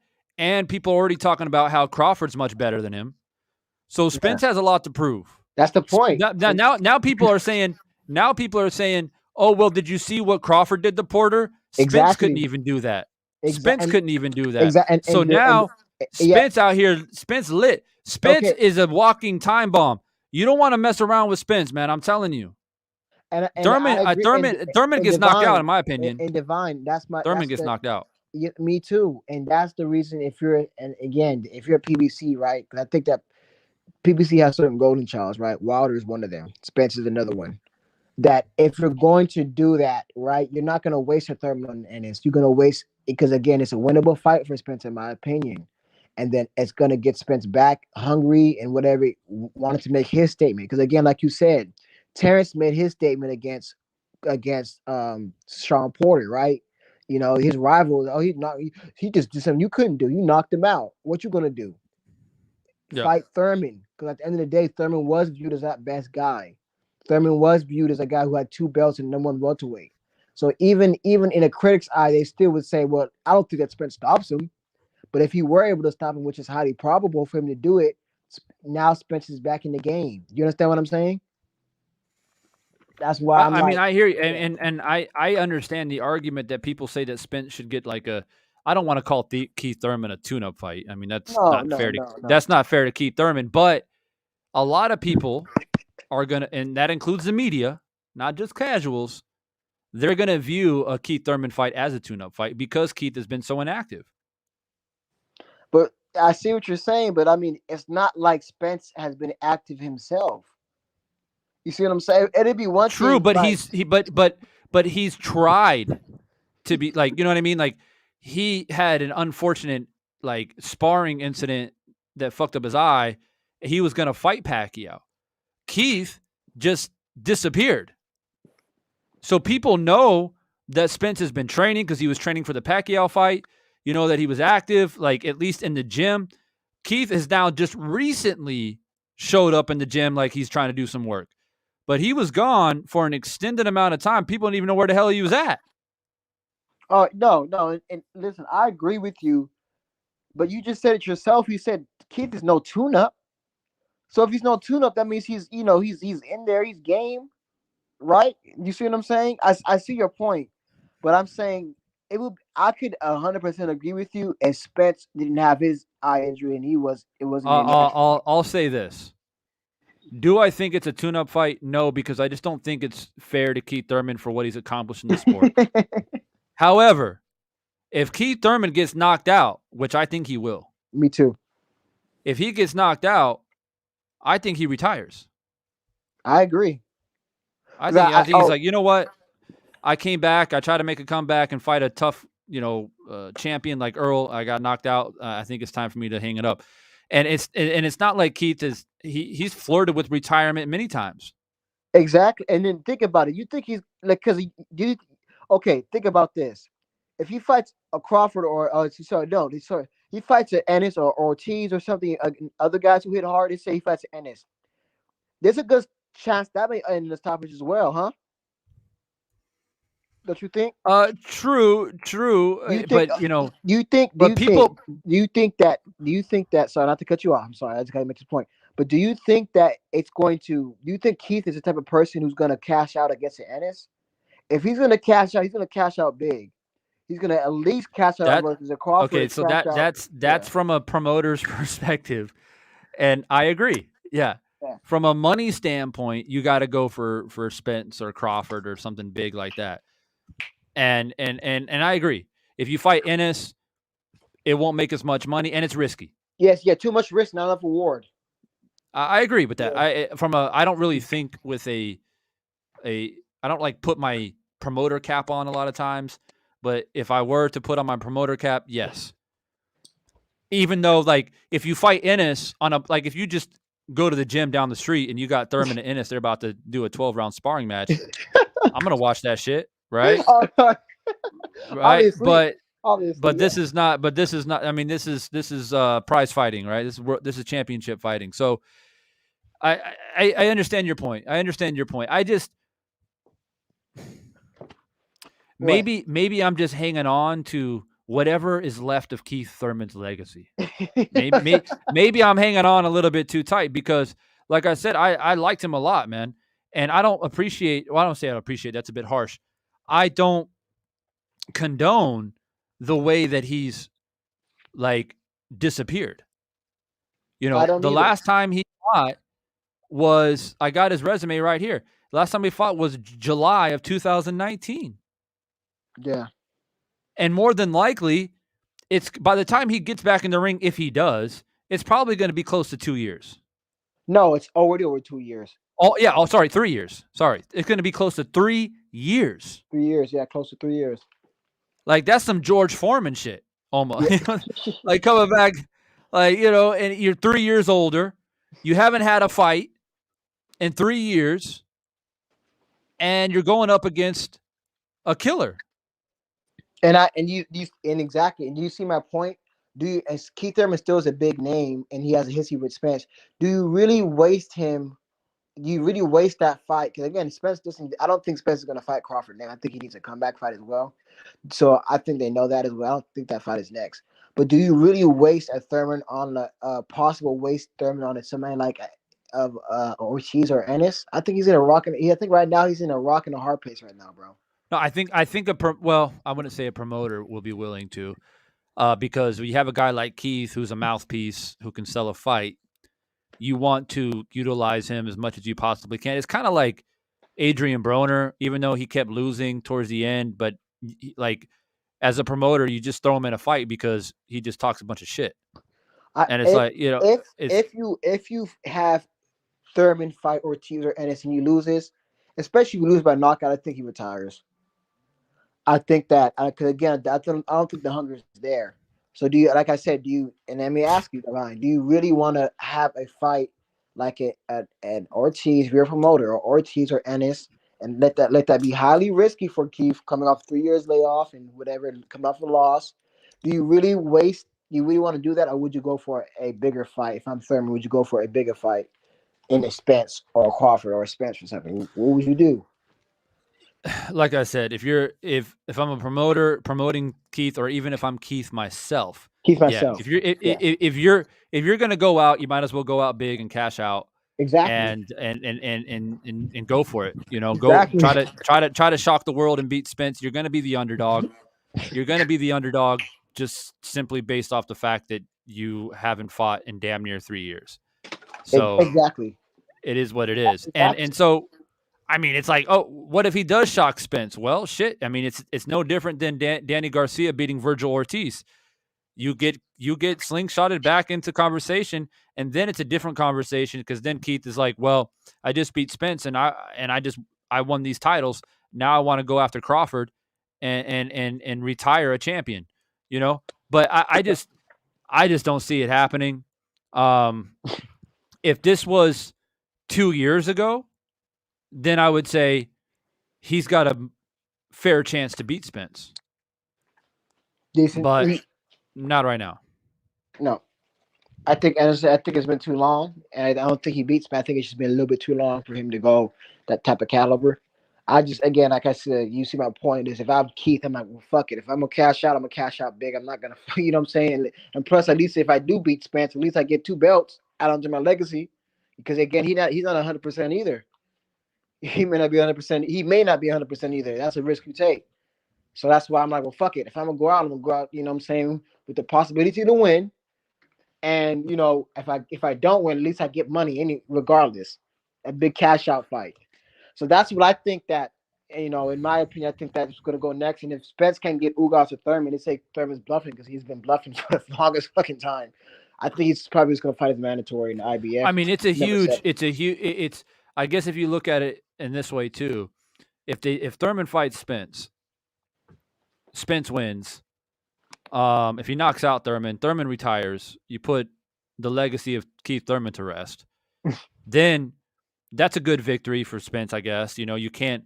on I paper. mean, on paper it's a great win, and it Yeah, kind of helps propel him back into into a the fight fray. with Crawford even more. You see, exactly. Because Crawford made his statement. At the end of the day, Spence did not get the Pacquiao fight. So what's the next Mm, best thing, other than the yeah, Crawford? yeah, You see what I'm I saying? see. I see your point. I see your point. I mean, although I feel like the Crawford Spence fight could still happen now, No, I still feel like you can still promote it and sell it big now.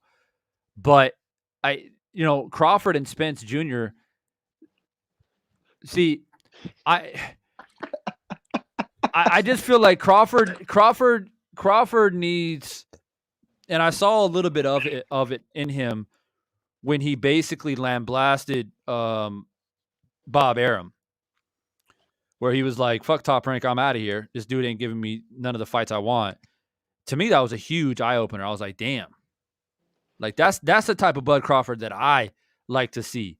absolutely, And and if you are gonna make a fight between Bud and Spence, or Bud and anybody, I don't care, Bud and Ugas, like I don't care. That's the type of Bud that we need. See, here's the thing, like if you get Bud and Spence in there, we need some type of fireworks. And I think there will be and there should be, just because these guys' names have coincided in existence for basically the past like 5 or 6 years on who's the better fighter. At once upon a time, Keith Thurman was in that conversation as well. I remember the days when it was just Thurman versus Spence we wanted to see. I remember those days. Yep. Yep. But now that Crawford has moved up in weight and he's taken over welterweight, and I mean, even when he was at 140, they were talking about it. So we need some shit talking. We need some build up. And I'm totally with you. Keith Thurman, he's gonna talk some shit, and he can sell a fight. And it's, I mean, you could even imagine the build up. Spence, you've been fighting my leftovers. And to be fair, Thurman, I mean, I don't think so, but I mean, at the end of the day, Thurman, he could have an argument. Hey, you've been fighting my I beat Sean better than you. I don't think he did, but I beat Sean better than you. I beat Danny better than you. But obviously, I don't think he did on that one. But you see what I'm saying? Well, he can say, I beat Leonard Bundu first. You see what I'm saying? Like you can use these things and they would sell. And you see what I'm saying? Because again, like I said, I don't think Spencer Crawford's going to be made next. I really don't. Let me remind the people as well, for any Keith Thurman fans out there, because you never know. Yeah. He lost to Pacquiao, split decision, majority decision against Josecito Lopez, split decision against Danny Garcia. So his past 3 fights have been pretty close. One of them was a loss. And is Lopez or Garcia? I mean, Lopez is definitely not the caliber of a Spence. And that went to a majority. And Garcia, I think Spence beats Garcia as well. So you just have to look at those things, and so you look at that and then you say he's been gone for 3 years, almost 3 years. By the time they fight, if they do fight, it'll probably be 3 years. Yeah, I think. And I forgot to say this as well. Is that again? I think at least what Thurman talks about, but he says he's supposed to come back by the first quarter. So is Spence. So it just makes too much sense, man. I think that if I'm Spence, I need to make a statement. I need to have a big fight. I need to knock off the rust before I go into this big fight with Crawford. I mean, that's what I think. If I can't get Ugas, which is I want to get Ugas, then I'm gonna go for Thurman. That's what I think. And for Thurman, Kings of Kings boxing, you're going back to so he says the fight was at 146, which would help Marquez coming up. Yeah, I don't remember all the details. It's been, that fight was so long ago, but I just remember it being at a catch weight. Oh, and a lot of people criticize Mayweather for that. Although, I thought it was just, it was such a ridiculous boxing clinic. It was so shocking to see Mayweather outbox Marquez like that. And like I said earlier, like I wouldn't, like, even if it was at 147 exactly, or at 154 exactly, or at 140 exactly, I don't care what weight it would have been at. Based off of what I saw, that fight, it was like, and it's crazy because years later, Pacquiao Marquez is made, and then Marquez knocks out Pacquiao. And then people kept saying, oh, but styles make fights. Pacquiao can still beat Mayweather. Just because Mayweather outboxed Marquez and Marquez knocks out Pacquiao, styles make fights. And I kept telling you, well, yes, but not in this instance. And then what happened? Oh, but and Divine, I forgot to tell you about Jaron Ennis. I think Jaron Ennis is a dark horse, man. I don't know where Ennis goes from here. I just think that he's in the same position a lot of champions in boxing. Yeah, he really is. He's Spence, really a dark horse, and I don't know who to put him up against. I don't either. He's in the same position you guys are in. Unless you can't, for whatever reason, make a Danny Garcia Ortiz fight, you might as well do Ennis Ortiz. That's the only thing I see. I see an Ennis and an Ortiz, because again, I don't see. Again, he's just. Like, he was in his position. A lot of champions found themselves in boxing, unfortunately, just too good for your own good. Like too young, too good, not enough reward. Mm-hmm. Like Spence was, and all these other fighters were, coming out of, I can't think of anybody else right now, but that was on their way up, right? That was just too good. What about Hagler, this idea? Marvin Hagler, all these guys. Go ahead. What about this idea, like they did back in the day when Andre Ward was dominating, and they did the Super 6 tournament? I think a tournament might be pretty cool for the welterweight division, just because you just have so much talent there. Yeah. And if you condense a tournament, you're going to find the best out much quicker than comparison to like fighting once or twice a year. Then all of a sudden you get like Spence Jr. is like 35 years old. and he hasn't fought Crawford yet, or whatever the case may be, right? So I think an idea of a tournament is good because basically, I mean, I'm not sure exactly how you do it, but basically, if you're in the top three on most rankings, then you fight like one will fight like number 6, and 2 will fight 5, and 3 will fight 4, or something like that. And then the winner moves on, and then eventually, you move on until you find the 2 best out of that tournament to go head to head to take all the belts. So nobody has a belt. You take all the belts, you put it on the table, and everybody fights for it. But then I don't know how that would work, because then people will feel upset because, oh, you're taking my belts and I've earned those belts and whatever. But it's a tournament, so everybody has an equal chance to try to prove themselves. But when you have this amount of talent in one weight class, you're pretty much doomed.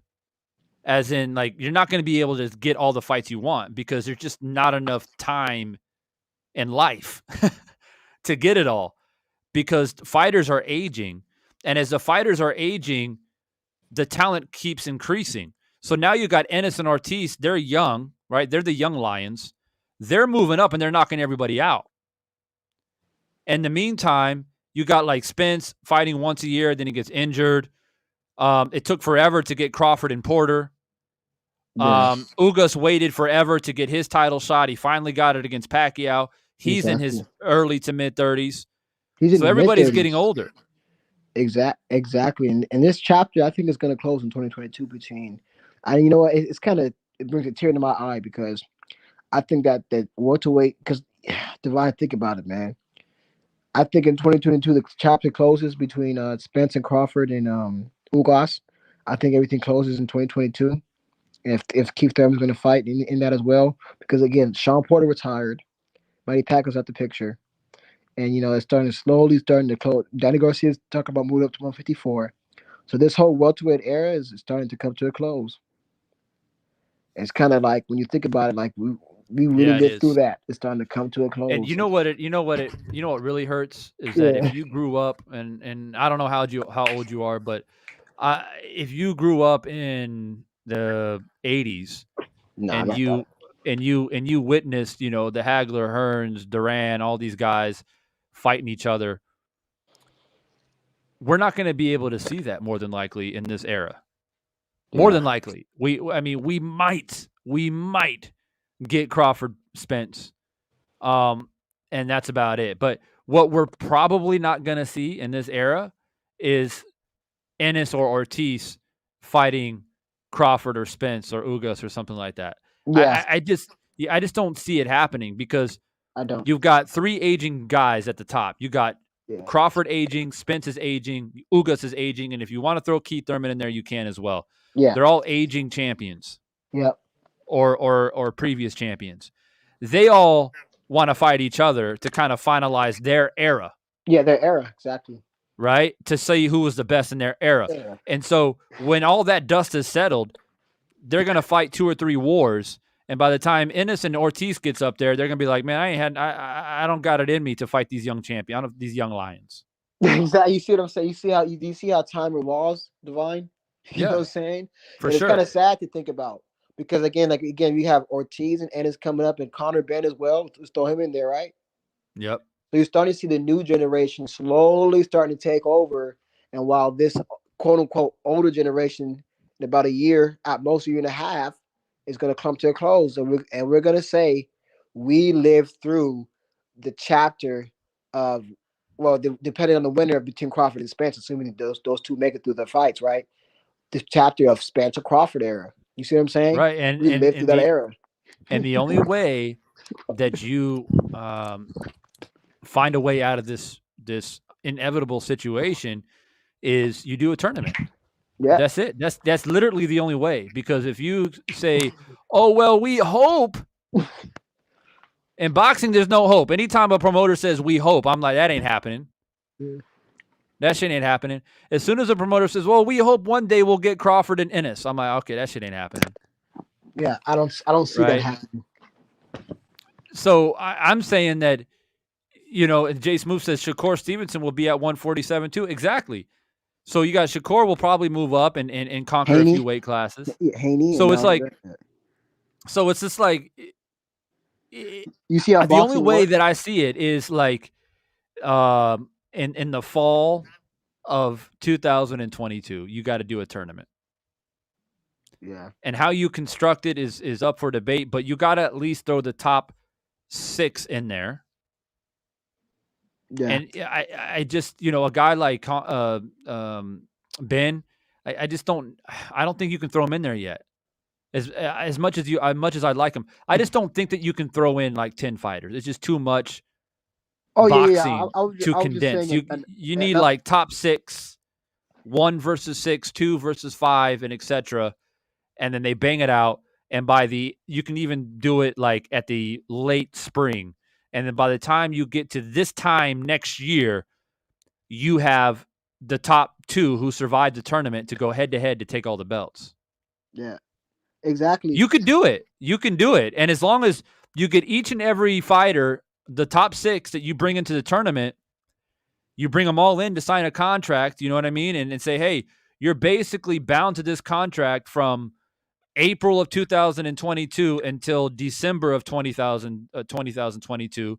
You're going to be guaranteed, depending on if you lose, you're guaranteed at least 1 fight, possibly 3 fights. They Exactly. sign the deals. They Yeah. get a guaranteed bonus out the door to say you're going to get this, because you're guaranteed at least 1 fight. And then a bonus if you win the tournament, you get the belts and we'll give you an extra 20 million or whatever it is. Exactly. The reason why I said Conor Brandon, because he is talented, he's up and coming, just like Ortiz and Ennis. So I'm sure he's probably gonna be a champion at one point. I was just saying that. I was just saying like it's just man. When you think about it, Divine, like I mean, it's starting to come to a close. This era is low key because again, like I said, Sean Yes. Porter just retired. Danny We Garcia, forget. he's moved up. I We think within forget 3 sometimes, fights, man. yeah, you know what I'm saying? I Within 3 fights, I think it's going to be settled. The dust is going to be settled. Okay, who, that this era is going to be defined within 3 fights.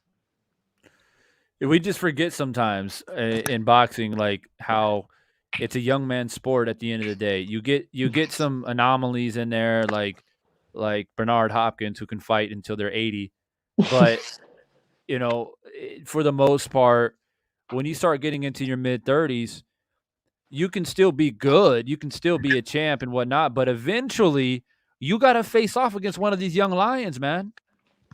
And and and Exactly. and, and boxing history is not in your favor. When you're Exactly. 35, 36, 37, you got to fight a guy that's 26 And who is in their prime, and you exactly. got to, you look at perfect example is Rocky Marciano. When he was coming Exactly. up, he was beating Archie Moore, who was way past his prime. He fought Ezra Charles, who's like been in like 50 wars before he fought Rocky Marciano. He beats Joe Louis, who was way past his prime. And And it's not Divine. like it's Rocky Marciano's fault. It's just the fact that these guys were 37, 38, 39. Archie Moore was like 40. And not only that, they've been in wars. Exactly. Exactly. And that's why exactly. And that's why I say that. I say within about 3 fights, I feel that I think this era is going to come to a close. And just if people say we're not getting these fights, if you, to be honest, we kind of are. Just think about it.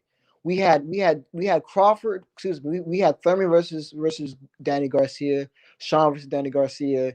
We had Kelberg versus Spence, Kelberg versus Crawford, Sean Porter versus Crawford, Yeah, Porter it versus was Spence. going You see what I'm decent for a saying? They're, while. they're mixing it up. Maybe not in quite as fast as we want to, but that means this era is mixing it up.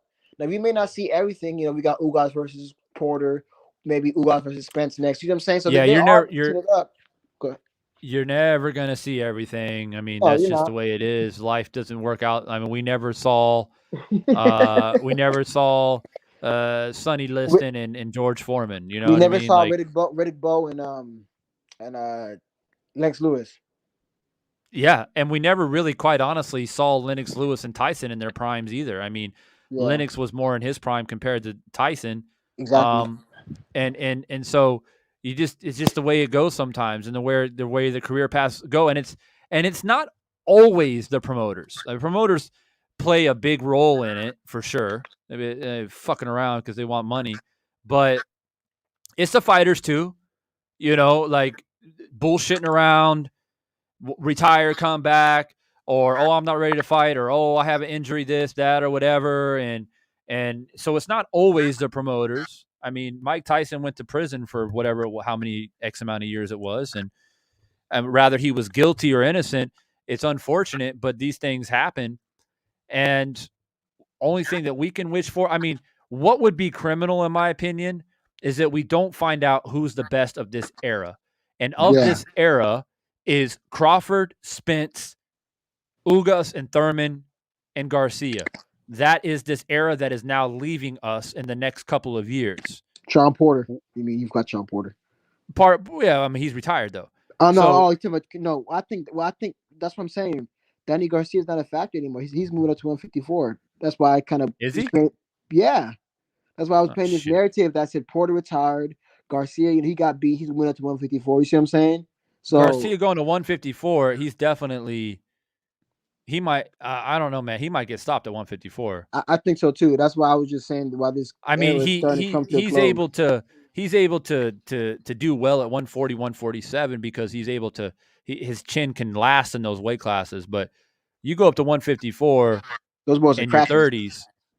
I don't know if that's a good move, but yeah, I mean, in this era, it'll be criminal if we don't find out who's really the best, and it just needs to happen. He's out of the mix now, and Yeah. Pacquiao was always a monkey wrench because he was He damn near 40 years old, and he was always in the top three. exactly. He was that king that everybody was trying to get, but it ended up that the peasant was able to beat him. The peasant got to him before everybody else could. So he was a fact. He was part of this story in this narrative. So he got dethroned and had to retire. And so he was that Yeah, guy that everybody was chasing. And they just couldn't get him. And then, but the peasant got him right in Ugas. So yeah. I think Divine on. As a closing thought, because I know we have to go. I have to go. I think that within the next week, because again, this era is starting to come to a close now. We're halfway through it, I think, or a little bit more. I think within the next three fights, we're going to find that out. We're going to find, and I think it's going to come to a close.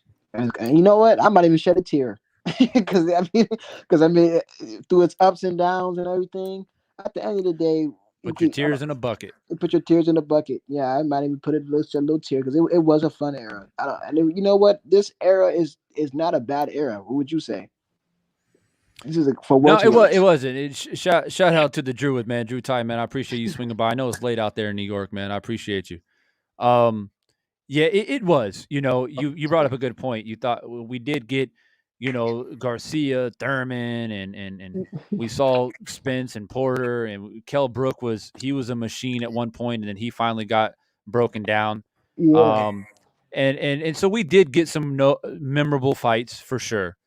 It would yeah. just be a criminal not to end it on a high Yes, note. You know yes, what I that's mean? Because it exactly. had such a great beginning, and we did see a lot of good fights, and it would be a shame because of COVID as well, right? Because of the Yeah, pandemic, exactly. we were starved as boxing fans to see some of these big fights, Yeah, and it aged the fighters an extra year and a half of exactly. It not did. only age but inactivity. Exactly. So it would just be criminal, like I said, to not to finally find closure in this To this chapter. historic. Yeah, This is the 147-pound division is a historic weight class, people.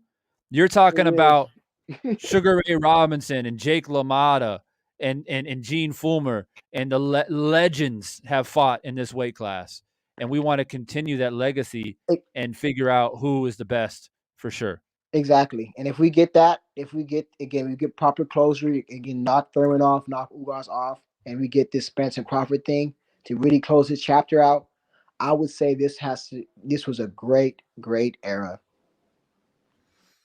Yep, I would agree. Well, look, man, it's been great chopping it up with you. Thanks for your thoughts, and it's good to see you, man. Don't be a stranger. All right, man. Nice to see you, man. Thank you for the panel, man. Yes, sir. All right, for the rest of you guys, thank you so much for tuning in, man. I commentated live on the Devin Haney and JoJo Diaz fight. It was a great fight. I scored it 9 rounds to 3, which is 117-111 for Haney. And I think the judges got it right this time. It's not very often that I say that, but I have to recognize that. I think they did score it. I think one judge had it maybe 116-112. But Haney wins. So now the conversation is Haney versus Kambosos. It should happen. And we will probably know within the next month or two if it actually is going to happen. And if the fight does happen, that'll be for undisputed, which is always a good thing here in boxing. So once again, thanks so much, guys. Make sure before you leave, if you haven't yet, hit that like button. If you're new to the channel, subscribe, stay a part of the conversation. And I will be back tomorrow to do the Tank fight. Looking forward to that fight as well. So I see you guys back on here tomorrow, commentating live.